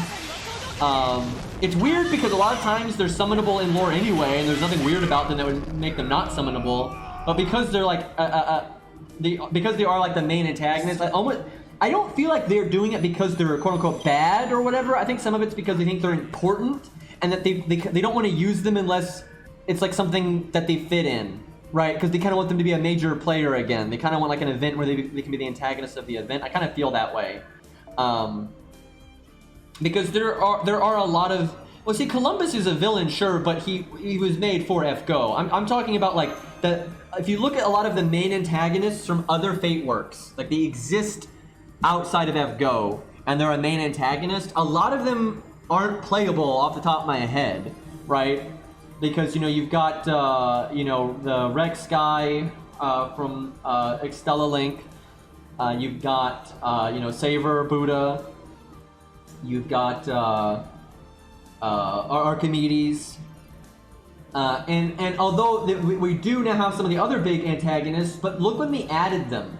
right? Like we've got Kiara and BB now, but they didn't add them until they could make an event where they could be like the main antagonist of that event again, right? That's the thing. You know, they waited, and it's because they're big shot antagonists, so they kind of waited until it made sense to add them. I kind of feel like that they've been doing that a lot with the main antagonist. They kind of wait until they can, because if they add Saber, it's probably going to be with something to do with the Extella remake, maybe, right? Although I've always said with Saber, it might be because of the controversy and they don't want to do it because of that, which is totally possible. We'll just have to see. We'll have to see, but...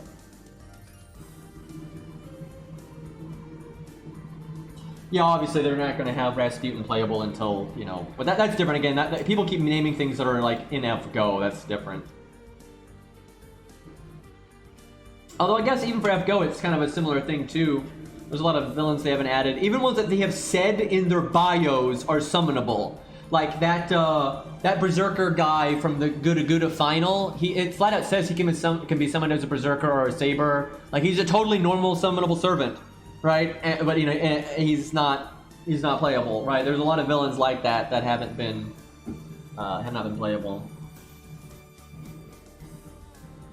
I want Maxwell's demon to be summonable so bad. Oh my god, I'm so fucked up because of sleep apnea. I'm having a really hard time recalling what it was. But really recently I watched something where someone was talking about like, I think it was like an anime or something. What was it? Somebody was basically referencing a form of Maxwell's demon. They didn't actually mention Maxwell's demon, but they were kind of talking about like it was something. I think I was watching a science video actually about like wormholes and how people were trying to figure out like how wormholes work, because wormholes exist in real life. And like if a wormhole's like, you know, looping in on itself, you could it was like people theorizing about like how you could like, because of the energy coming from falling, you could theoretically get an unlimited source of energy, but wormholes don't actually work that way. And like the way, you know, falling actually works like a wormhole, it can't generate limitless energy. And it's basically, you know, because Maxwell's demon doesn't work, that's the thing. But it was basically a form of that, like someone kind of playing around with the theory of getting unlimited energy like that. But again, it doesn't work. Because basically what we've learned with wormholes, it's like the amount of mass like traveling through it changes the mass in the wormhole and all that, so you can't. But yeah, physics don't allow for those kinds of things. But it was just kind of neat. I just randomly seeing someone talking about the same kind of thing as Maxwell's demon. I really do hate that we don't have Maxwell's demon in the game, because first of all, it's something I've been aware of, you know, outside of, you know, FGO for a while, and it's kind of a cool thing. And I love his design. Oh my god, I love his design so much, and it's so cool having a servant based on like a theory like that. It's really unique. So yeah, I think he's got a really unique design. That first of all, I just subjectively, you know, like I personally really like the design. It's a design I really like, that kind of look, and it's green, so. But we don't have a character that looks like that. We literally don't have a character like that that's playable. So I would love to have him in the game, and then the fact that he's based off of this real world stuff, that's really interesting. I think that's really cool. And then going further than that, Maxwell's demon is not one of those shitty servants where they don't really do a good job of representing, you know, what they're based on. They very much do a good job of representing what he's based on. They did a kind of a like god tier job of doing that. So yeah, he's very much the kind of thing that I would like to see, and it makes me so sad that he has a design. The artist for him has even drawn art for him outside of FGO, just cause and everything, and they've detailed like, you know, his skills and stuff. And yeah, but he's not he's not playable. It feels bad. I think he might be someday. Because he's in Redline as well.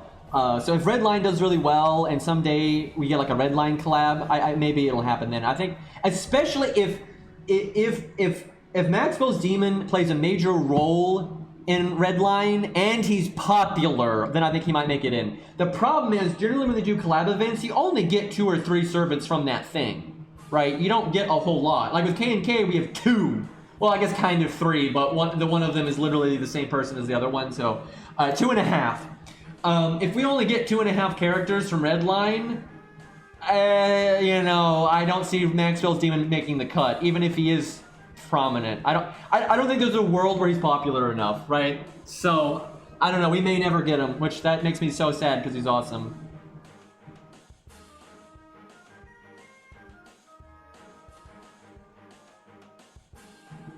every single server from Redline is in the game already except him. That's not true. There's that Berserker. Or no, was he a Lancer? I can't remember. It was like that German guy with the armor that like he dies pretty early on. But there's that guy. Isn't that caster guy? I think he's in it too. I'm not sure, but I think he's in it as well. And then obviously some of the versions are a bit different. Like Nobu's a bit different there. Although I don't think I don't know. They might make another Nobu version for that. I don't think so. I mean, it's not about caring. It's a matter of them existing. Like you might not care about them, but they're still a servant and they're still not in the game. Also, I thought that guy was pretty cool. I mean, he's got cool armor. He had kind of an interesting personality. Not exactly a good moral compass, but yeah, I do agree with that, Rex. I pretty much agree.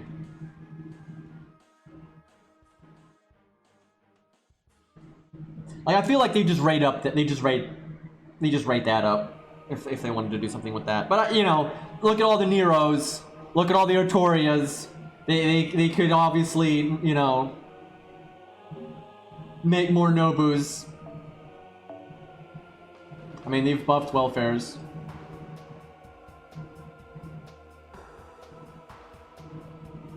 They've buffed like 3 welfares, 3.5 or 2.5. Because I still, you know, Lily is free, but she's not exactly the same kind of unit that a welfare is. But I mean, she is a welfare unit because she's free. But the way she was given out was unique, and then she doesn't operate like the other welfares. So she is a welfare, but she's a one-of-a-kind welfare, if that makes any sense. But you've got Saber Lily, you've got Shiki, and Koro. Although Koro's buff is fairly minor, but it's still a buff. But Shiki's buff was not minor at all, and neither was Saber Lily's. Now, yeah, Saber Lily isn't the best unit to begin with, but I mean, Saber Lily's buff is actually objectively like a bigger buff than most units get. They added a larger MP multiplier to her NP than they normally would do. So, regardless of how good Saber Lily is, she was still buffed. Yeah, Koro or Chloe or whatever the fuck her name is, you know, her buff was you know, minor as fuck, but it's still a buff. But yeah, very, very, very minor, and so yeah, you know, barely counts. But it's still a buff, and it's more. I will say this: originally it was not much of a buff, but it's actually I would say it's pretty much a buff now because there's more Ilias now, and one of the Ilias is an archer, right? And they're both archers, so it's easy to put them on the same team and stuff. So it's niche, it's fuck. But it is definitely a buff. But the Shiki buff wasn't niche at all. I mean, they gave her a full-on NP multiplier and a defense down, for God's sakes, so...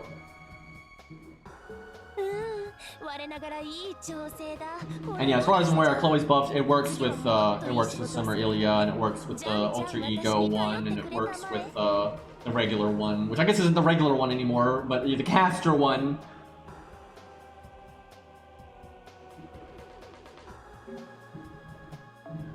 Yeah, I know, Scaz Stage 1 is really good, and that's why I don't really care about the bunny outfit, because outside of using it for comedy or something, or just showing it off, I don't really see me ever using it over Stage 1, so let's see what the mats are, though. Okay, that's not that bad. I mean, the hero proofs fucking suck, but yeah, that's not that bad. That's... 10 Void does sucks, but, you know, if it was like 30, I was gonna say, fuck that, I'm not buying it, but I can show this off. I'm more so than anything, I'm just curious if they did a good job with it. Because so often their fucking costumes, they're so lazy. Although I guess with this costume, they don't have to do really anything. Because a lot of times the costumes will like change like their stance and the weapon they have and stuff like that. And they don't do in between frames. I would expect that this costume probably doesn't change anything. Her stance is probably exactly the same. Her weapon is probably exactly the same. So I doubt they had to do anything. But we'll see, you never know. I don't know if it automatically equips it or not. I think it does. Okay, we can check if the stance changes. Okay, yeah, no.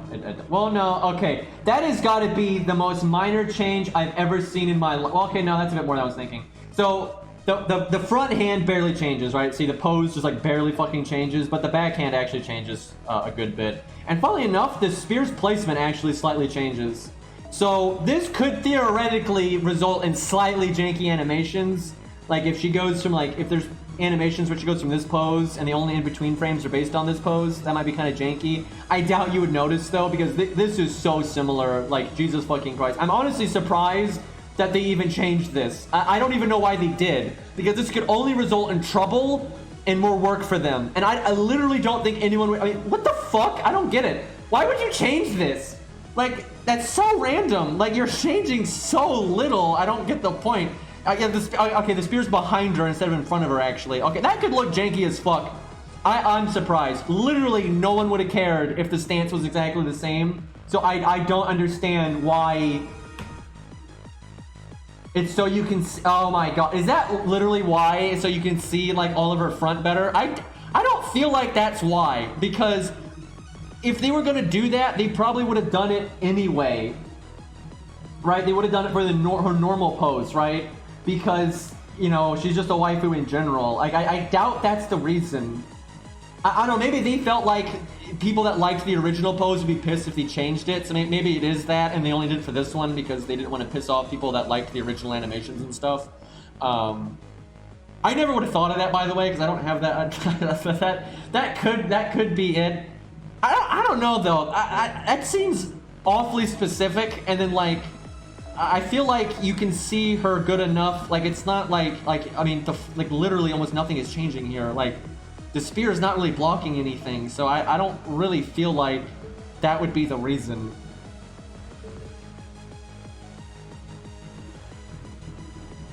But who knows? Okay, we'll show this off in a second. I need to run to the restroom real quick, though. I mean, I do know this is obvious. Now, and this one, in a way, I kind of agree with, because people want to see the character designs, and it's not like, you know, we're not Mountain Blade. You know, certain units it makes sense to be more practical because it kind of fits their design and that kind of thing. But for example here, our boy Leonidas, it's obvious that they have him hold the shield that way so you can see, you know, his chest and everything, right? They're making sure, because if he was holding that kind of more at even, right, you literally you wouldn't see anything. So if he just moved the shield over a bit, you would only see his helmet, the shield, and his feet. That would be it, right? You wouldn't even see his design, right? And then look at his art. You know, it's all about the right? You know, so I'm okay. I get it, right? It doesn't actually bother me as long as, you know, like Canis, same deal, right? What they do with Canis, I think, works really well. When she gets attacked, she blocks with the shield, so that works, right? But then she still stands with the shield's to the side, so you can actually see the character design. That's fine. That doesn't really bother me. I don't really care. But yeah, Leonidas it's obvious. It's really obvious why he's holding the shield that way, right? Like, but that's fine. Again, it's not a problem. But I feel like Scath's original pose was fine, so I don't think there's anything really wrong with the new pose either. I'm just like, I don't get why you would bother to change it, because again, it only makes problems from like, you know, in between frames and that kind of thing. I'll be interested to see if they actually made the in between frames. I suspect they will. They have blatantly gotten better about this. Like, they're still not putting that much effort into the costumes, but if you look at those costumes they added for the anniversary, you know, Izo's a 3-star, right? They actually gave him in between frames with the fucking umbrella, where fucking Siegfried, there's like, oh, sword's gone, oh, it's back, oh, it's gone again. Like, I'm so sad, because Siegfried, right after Siegfried, they started doing a better job. Like, seriously, after Siegfried, they started doing a better job with costumes. But Siegfried was like the last person to get fucked, right? And then they don't fix it. That sucks, man. Like it's not a good look.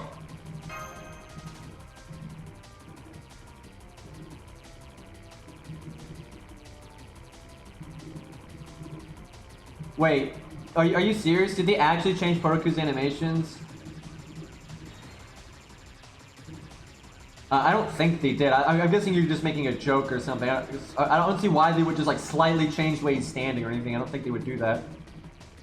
But yeah, Siegfried got so wrecked. He's got like the worst. Him and Jolter. Oh my god, Jolter looks so bad. Like Jolter looks so bad. Like it's crazy. Like she's got the bad proportions. The flag is, and like, dude, they have got to stop using the flag on her for everything. Like it just does it where you cannot. Okay, with regular Joan of Arc, the flag is not a problem because it's her primary weapon. She uses it like a spear. That's fine. You know, she's holding it with both hands, so it doesn't look awkward as fuck. But Jolter uses her fucking sword, so like it's awful. They're trying to do like, you know, normal, you know, sword attacks and stuff, but only one-handed, and then she's holding a fucking flag with one. It looks awful. Like, just stop. Just drop the flag and have her use the sword. It looks fucking stupid. Like, because again, with Joan of Arc, regular Joan of Arc, it's not a problem. Again, no issue. But with Jolter, like an arcade, it looks awful. Like, have you seen Jolter in arcade? She's like running around trying to hold a sword and a flag in each hand. It looks awful. It looks so stupid. But yeah, it's extra stupid in her costume because the flag is appearing and disappearing like crazy. All right, I'm gonna BRB real quick. I gotta use the restroom.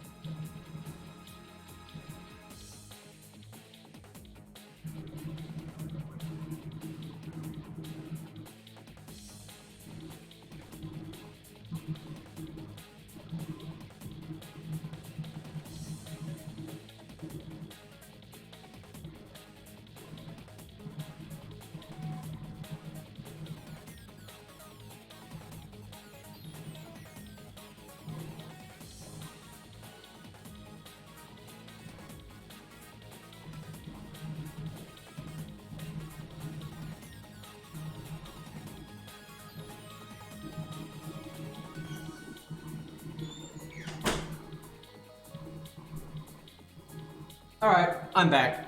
So, here's the thing about Siegfried that is worse than Jolter. So Jolter's in a really weird spot where they basically can't fix her without putting in a lot more effort than they want.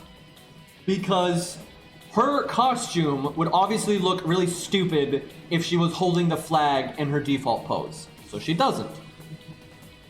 The problem is her animations don't support that, obviously, and then so anytime she moves, all of a sudden the flag is back, but then it's gone again.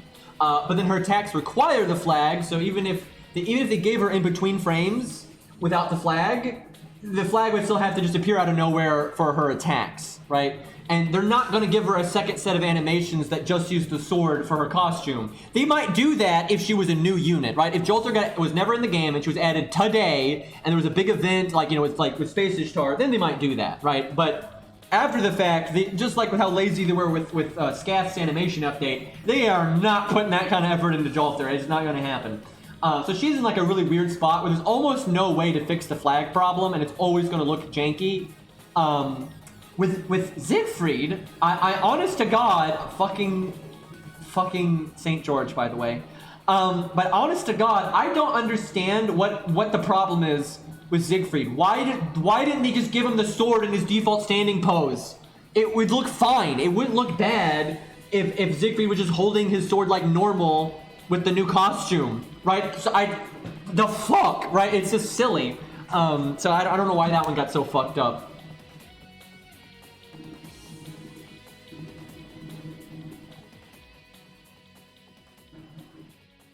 Nothing I just said had anything to do with liking animations or not. Yeah, Arthur same way. Again, Arthur should be holding just his sword in his default pose, right? And that's where the problem comes from. But again, Arthur's fixable. If they ever wanted to fix it, it wouldn't be a big deal.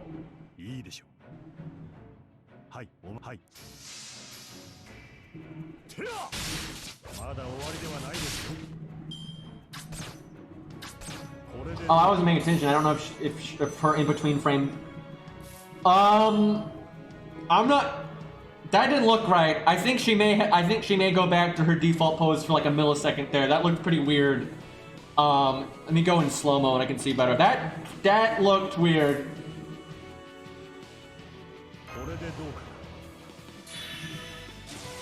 Oh god, I can't, this is nuts, dude. Why would you, again, they could have just put her in the same default pose and no one would have said a damn word. And for some reason, they changed her default pose and it's not looking like they bothered to make animations to support that because of course they didn't. Oh my god, that looks so bad. Oh my god, that looks so bad. Are you fucking kidding me? What the fuck? That looks so bad. The spear is phasing in and out of her chest constantly. What is wrong with them? Again, if you didn't want to do the effort to make the animations to support that, what the fuck? That looks so stupid. What is wrong with them, dude? Okay, first, if you want to do the pose, make different animations. It's not even that much. It's only a few frames of animation you need to change, right? That is not hard. It's like that literally make a cut. Yeah, you know, animation is work, but it's literally 1 or 2 frames to have her switch poses, right? Not a big deal. And if you just cannot be bothered, if you're like, wow, we don't care about a fucking 5-star enough to animate her that many times, don't change the pose. Like, holy shit, just use the... This is so dumb.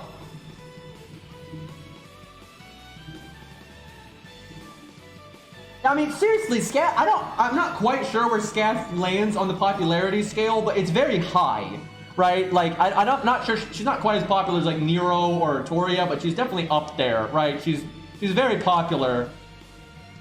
So, it's like, good God, why would you not... It just frustrates the shit out of me, man, because they make a new 5-star and they put in effort, right? Whenever they make a new 5-star, they do all the bells and whistles, they normally have lots of in-between frames, their different attack animations sync up nice. You know, it's very smooth.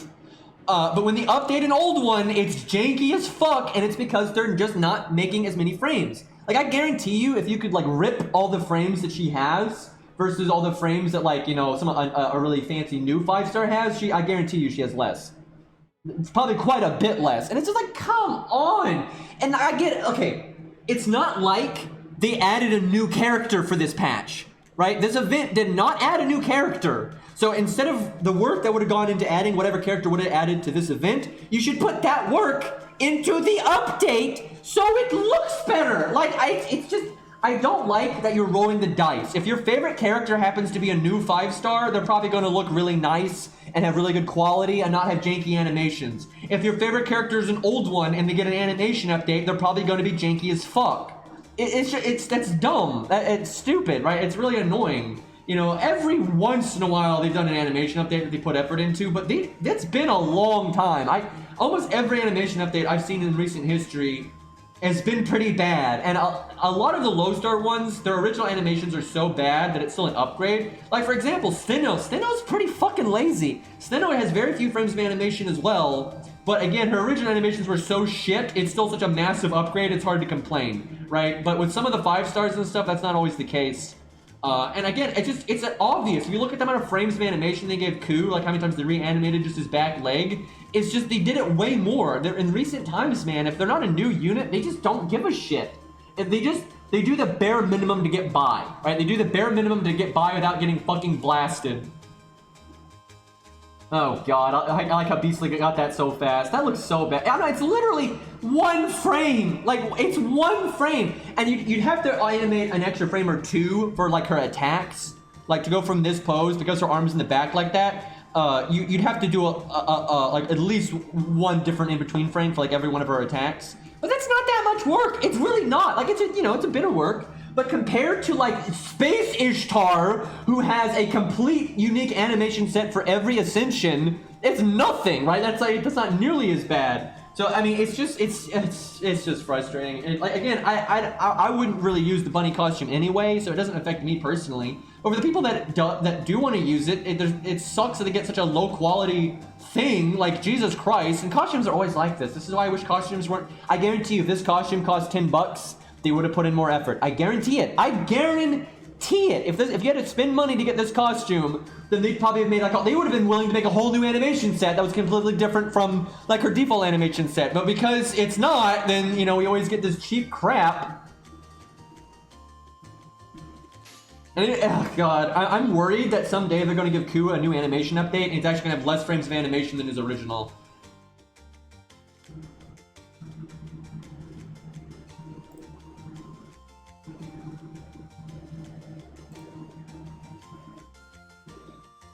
Alright, let's see what happens when we attack. It's probably going to be, bad. Yes. Pyong, pyong. The fuck did she just say? Oh my god. Then it just, oh god. Yeah, it just instantly goes back to its original pose.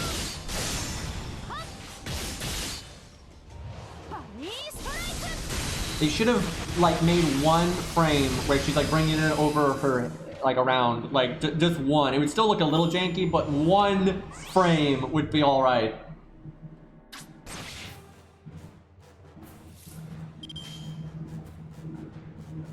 Pyong. Yoshi. Pyong.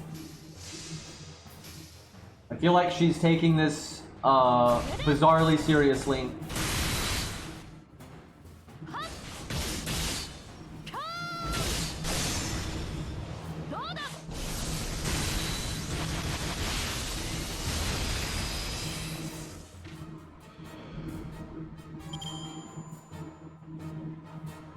I mean, Fate is still about that a lot. People always act like, they point out like these random, you know, silly fan service things they do and act like that's the entirety of Fate. And yet they ignore, you know, Sanson, Robin, you know, Asclepius, Hot Wheels, Romulus, Ares, Mars, Zeus, the entirety of Fate Redline, the entirety of Fate Strange Fake, it's like, what the, like, Fate has been overwhelmingly serious, and every once in a while they do silly things. And then when someone complains that something they really care about turned out to be something silly, like, what are you complaining? Fate's always silly. But it's like, it's almost never silly.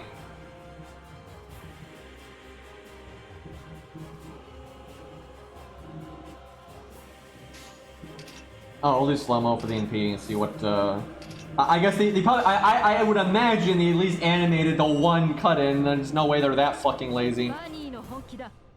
Yoshi. Pyong.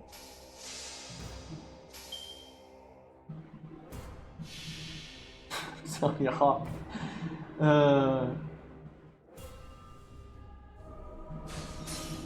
Yari koso ga ware. Ware. Iboraku alternative.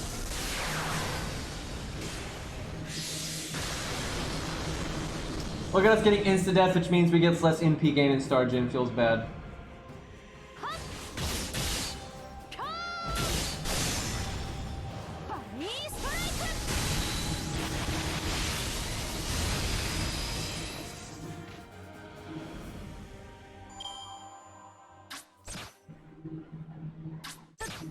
I've literally never heard a good argument. It's like I'm looking at people being snide in chat, and they're not literally making any point. Like, you're just ignoring the 99% of Fate that, you know, is based on the legends, and it's basically, you know, history on anime, which is what it's supposed to be. You know, it's, the anime stuff's fine, but it's like Fate Zero, you know, all this stuff. There's so little. Like, there's more in FGO because FGO has a lot of filler stuff, right? FGO definitely has a lot more fluff than most of Fate, I would say overwhelmingly so. But Fate has been overwhelmed. They have way more serious designs than non-serious designs. That's starting to change because of FGO, which is why I complain about it. But okay, remove FGO from the picture, right? No FGO, right? So if you just look at all the main works and stuff, you really can't find that many like designs that aren't, you know, at least somewhat reasonable in what they're based on, right? Like Achilles' design and Chiron's design is pretty much what you would expect out of anime Achilles and Chiron, right? Same for most of these things. There are, you know, yeah, you can pick out a few that aren't, and like there normally are a few that aren't, but it's a few, and because it's a few, it is not a reasonable thing to say. Let's say they designed, let's say they made Henry V, right? And Henry V has basically got nothing to do with what he's based on. If somebody complains about that and is like, this has literally nothing to do with Henry V, a good response to that is not, well, Fate's never been serious and never taken this stuff serious. That's stupid, right? Like, all of the main Fate works, you know, reference the actual history fairly well. Yeah, they animate it up, of course. But and some of them they do, like Robinhood and stuff, they actually did some real deep dives. I'd say Fate overwhelmingly has done really good versus bad. Even the Jack the Ripper, though, because again, Jack the Ripper's not Jack the Ripper, it's just the dead kids and all that. And when they did do Jack the Ripper, they did in Fate Strange Fake, they did a really good job, and they really did a good job with the whole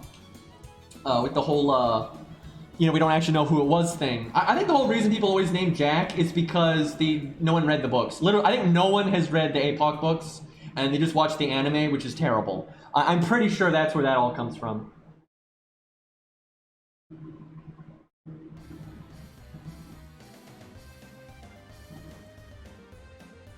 Oh my god, Beastly, what the fuck? Is that real, by the way? Is this a meme, or is this like an actual thing? But I don't know anything about those games, really.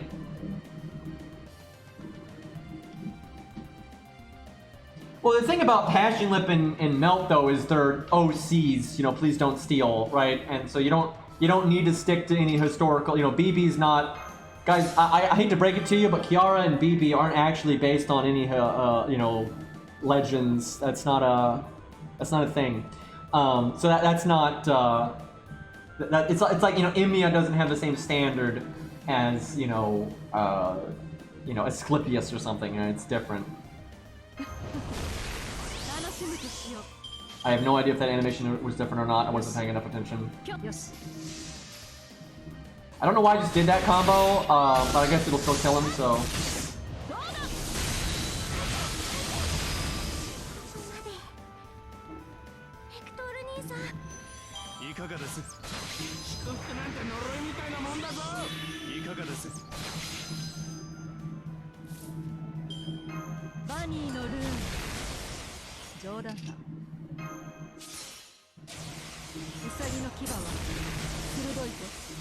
This is gonna do a lot of damage. And I don't even have her NP upgrade yet. Gotta be Bond 3 for that. I hate that leap in. That looks so weird, dude. Like it's just goes straight into that pose and she's like so forward. It looks really weird. Okay, well that's enough of the bunny nonsense.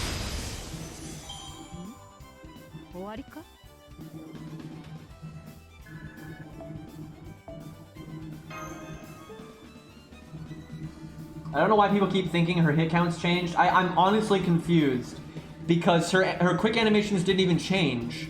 Like they just look better. And she doesn't hit the, like, you know, with Hans hits the enemy 3 times, but it only counts as 1 hit. She doesn't do that. She still only hits them twice. There's no like weird multi-hit nonsense. I don't get it. I think some people are seeing her Buster and thinking it's her quick or something. I don't understand. Like I literally watched her quick animation frame by frame, and she only hits them twice. Like, and she doesn't even do anything that would suggest otherwise. So I have no idea why people think her hit counts change. Also, it would be so noticeable. Like her NP gain would be so much better, like so noticeably, if she had a hit count increase.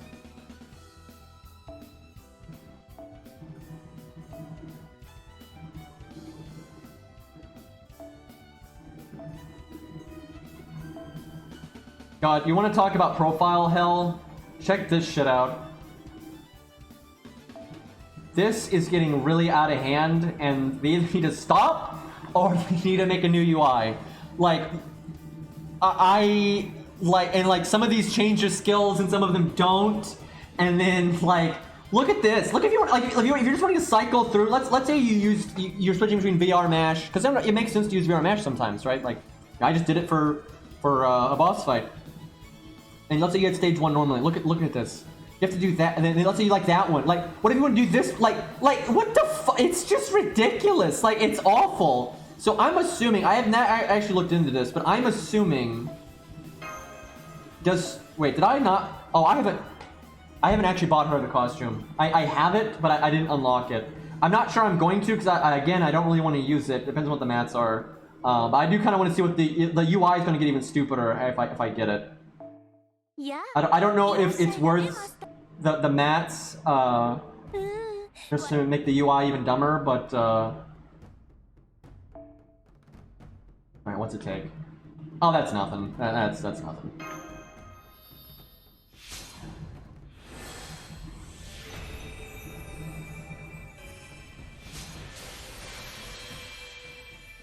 Yeah, I actually don't know. I don't know if you're able to use... Can you use this costume as VR Mash and regular Mash, or just VR Mash? I'm guessing it's just VR Mash. That would be, like, a logical thing, but... No, not more dialogue! Stop!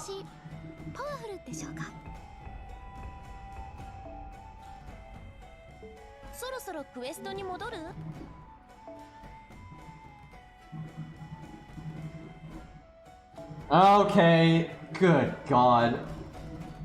Like, what the fuck? Look at this nonsense. Okay, so if you're VR, it looks like it goes back to regular MASH. Is that what it's saying? Like if you're regular MASH, so is this for? So I guess VR MASH doesn't get either costume. That's rough. So you got that.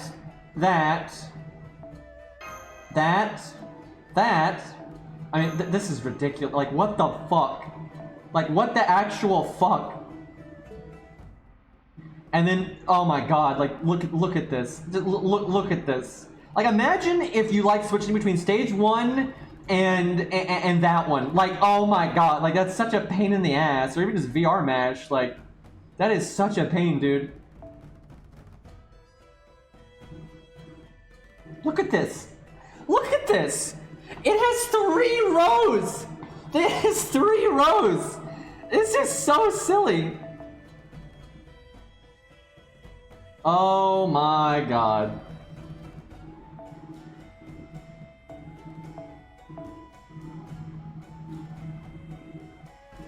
Holy shit.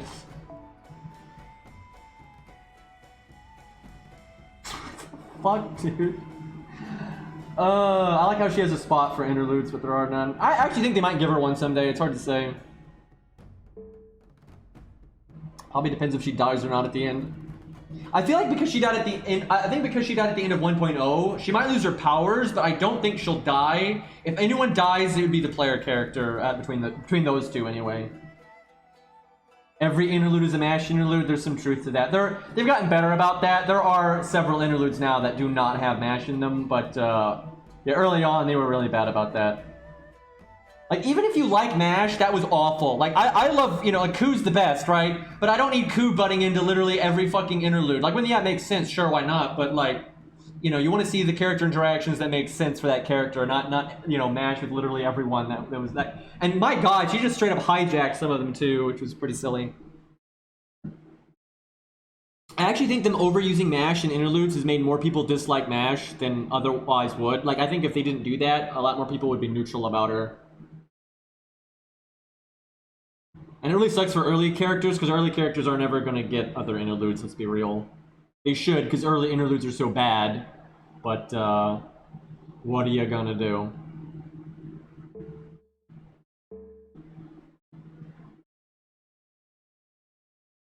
See, I'm in the camp, I feel like there's a lot of people that love MASH to death. There's a lot of people that love MASH to death. And then there's a lot of people that, you know, like, hate her guts.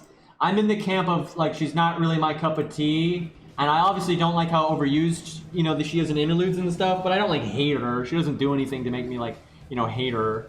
So I'm not like, yeah. If you got a skin for MASH to let you get, like, Galahad instead, I would obviously use that. But I don't dislike MASH. I dislike the way they used her, especially in the early days, but they have gotten better about it. So.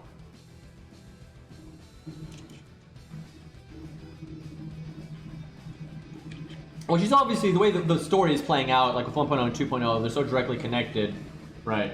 She obviously should still be in it. Although, I don't, honestly, I stand by this. I'm curious, now, I honestly only want to hear really from people that like MASH, or at least are neutral about MASH. I don't really want the opinions of people that hate MASH, because there's some biasm there, but I guess there's biasm from people that like MASH too, but I'm going to kind of factor that in. I feel like it would have been okay, and it would have been a pretty good story if MASH had stayed dead in 1.0 and you had to move on. Like, 2.0 could still have the same main character, but, like, they'd have to, you know, try to, you know, deal with not having MASH, right? And that would have been, like, a problem. Because like, she has a full character arc.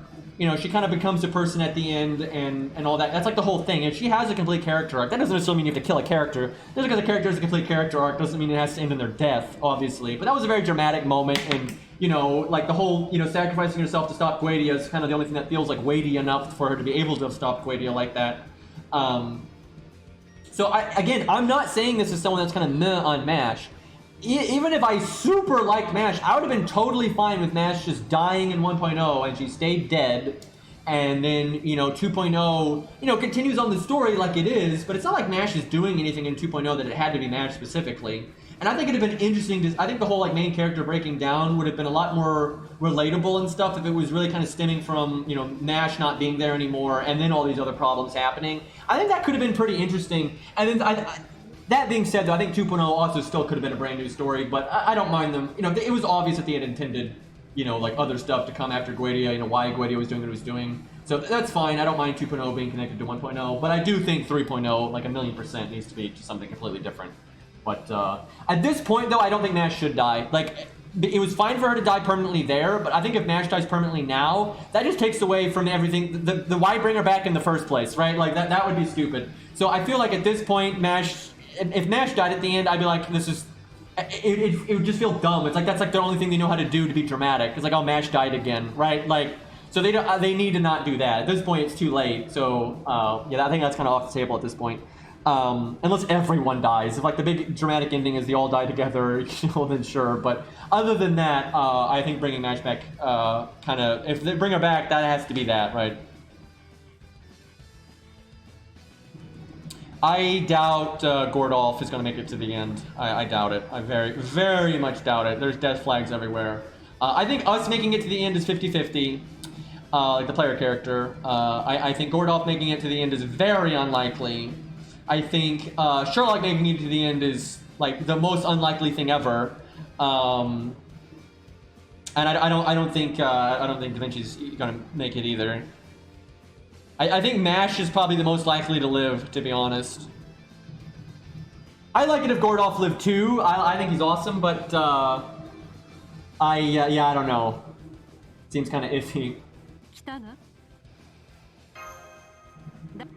So, give me that silver apple, please. I can't reset until you get all the apples. It's very important.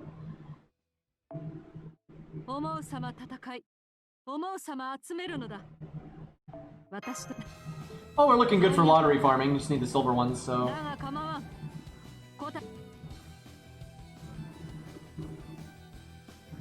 Kadok is not in the truck, no. He gets freed. Spoilers, he gets freed in Lost Belt 3 by, Rasputin.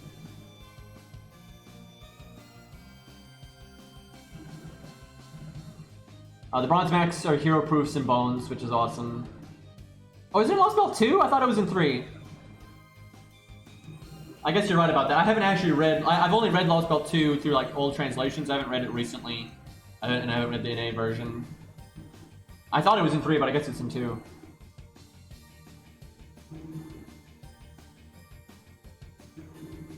Well, like, Da Vinci's other body doesn't seem like it's a permanent thing anyway, so I don't think she's gonna last. Because that wasn't really the same thing as what they did with Mash.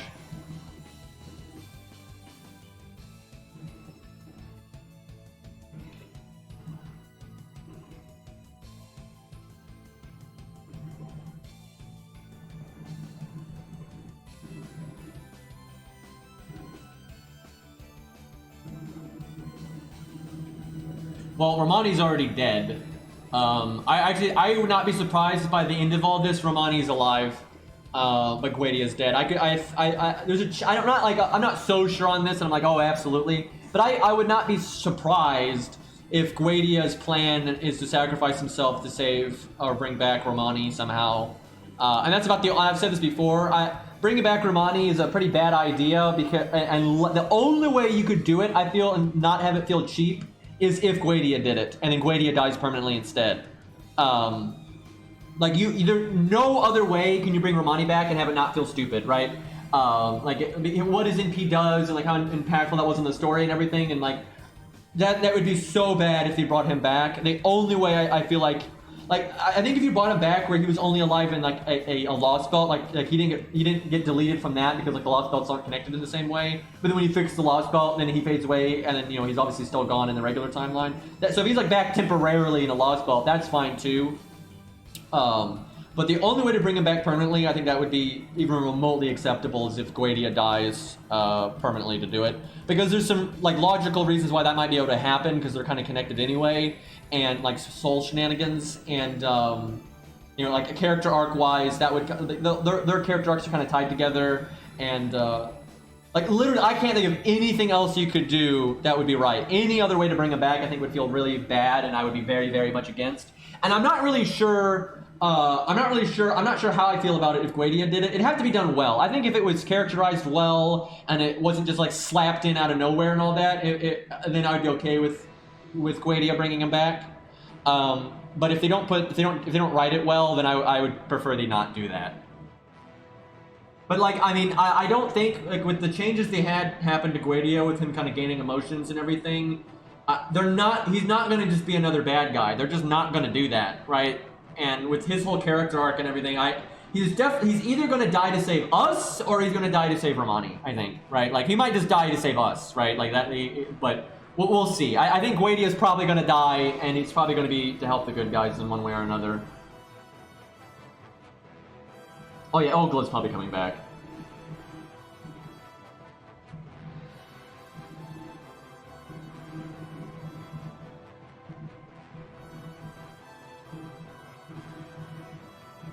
The new command codes are okay. They're nothing groundbreaking. They're none that are like, wow. Like, they're kind of nice if you're missing out on some of the other ones, especially the crit one, but they're nothing too fancy, but they're alright. Nice to have. Like, if you're a newer account, then it's just any kind of crit up is good.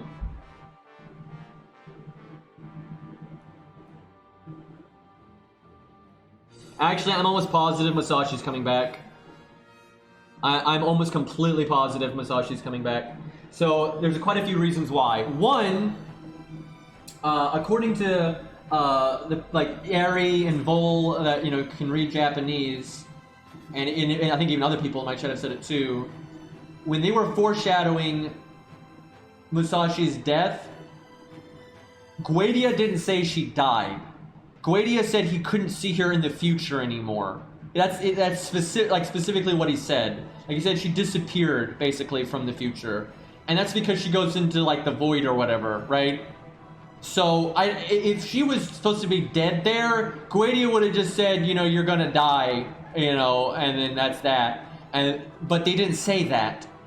And then when the big scene with her, it doesn't say that she dies either. They make it look like she dies, and they do a whole data loss thing and everything, but I'm telling you, I think she's coming back, right? Like, she's gonna come back and she absorbed chaos, or she's being possessed by chaos, or she killed chaos, or... seriously, because, she basically cut the gateway... She didn't kill chaos in that cutscene, she cuts the gateway between us and chaos, because chaos is very far away. But then she's, presumably stuck out there with chaos, right? So... And then there's another thing. Not only did Guadia say, it's because it's exposition, right? Guadia, what Guadia was saying was exposition, and it was very roundabout the way they worded it. They wanted to be like, oh, when we bring her back, it won't be bullshit. So they picked their words very carefully with that. And then the scene with her doesn't really actually straight out say that she's dead. And then her being in the void or whatever would explain the data loss thing anyway. And I don't think they want her to be data lost in the files forever. So I think when she comes back, she's not gonna be data lost anymore. So, and the other thing that makes me think she's coming back is the buff they gave her. Like the buff they, are you kidding me? Like that buff they just gave her has no lore implication for any reason whatsoever. But it's so specific. It's not like something generic like MP damage up or buster up or attack up that you don't really need to explain. It's so specific. It's so fucking specific that that's clearly related. Like I'm telling you, she's out in space or whatever, and she's gonna absorb chaos or kill chaos or just learn something or just get understanding of what the bad guys are doing, and she's gonna understand what's going on with the foreigners or whatever. Like some bullshit. One of these things is gonna happen, and she's gonna come back, and that's why she's gonna have the anti foreigner alter ego thing, and she's gonna fuck up the bad guys' plans in some way. And I'm telling you, man, I very much think she's coming back, because now that I've looked at what Guadia actually said and everything, they've done nothing but imply that she was coming back. So yeah, which that kind of sucks, to be honest, because again, I don't really hate Masashi, but I think that's too much. I think her dying there would have been a lot more reasonable, because I think it's kind of ridiculous that she can do what she did there anyway.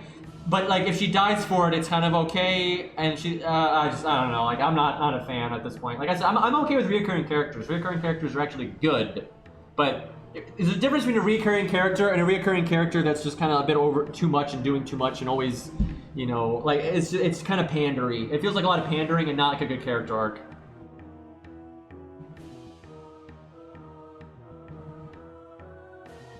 Yeah, but the thing is, Nemo's not clairvoyant, and that doesn't that doesn't get rid of everything else I just said. Because she vanished. I think she did vanish. She's not like summonable right now and all that kind of stuff because she's with Chaos or whatever, right? Like that's like I think Nemo thinks she's dead because she vanished because she did vanish. She is gone, right? It's not like with Emiya and Unlimited Blade Works where you just went to like his spirit form, right? She is gone, but she's in the void or whatever the fuck, or she's like in because like she's got the whole like the shit between where Chaos was and we were, and like the portal that was connecting the two. She's in like some in between space or whatever. I'd imagine it's gonna be some nonsense like that. Like I'm telling you, the reason she vanished is because something else happened. I don't think she. Because it just doesn't make sense, right? Like, I mean, we'll see. Maybe she won't come back, but I overwhelmingly think she's coming back. I think just with what Guedia said, with her NP buff, with her not explicitly dying like Romani did and everything, I think she's coming back. We'll see though. Because I don't know, I've already, as soon as she got buffed, a lot of people had a huge backlash against that, and they really didn't like that. So I don't know, we'll see. Alright, well, I think I gotta wrap up, guys. And I want to play more, and I'd like to do the board game thing more, but I'm telling you, man, I don't feel great. It's been rough, and it's it's very mentally taxing streaming, and when I'm not getting proper sleep, it's really hard. So I'm not going to stream too much throughout this event. I'll do my best. I'll stream when I can. But seriously, I can't guarantee anything. Like I today was really rough because I slept so little. But we'll see. Maybe I'll get better and I'll be able to stream more. Who knows? But yeah, I'm not gonna push it. Thanks for hanging out. Have fun with the board game bullshit. I'll be interested to see how this like progresses because right now it's so easy. It's like kind of who cares. But it's kind of neat. But yeah, thanks for hanging out, everybody, and I will see you all later.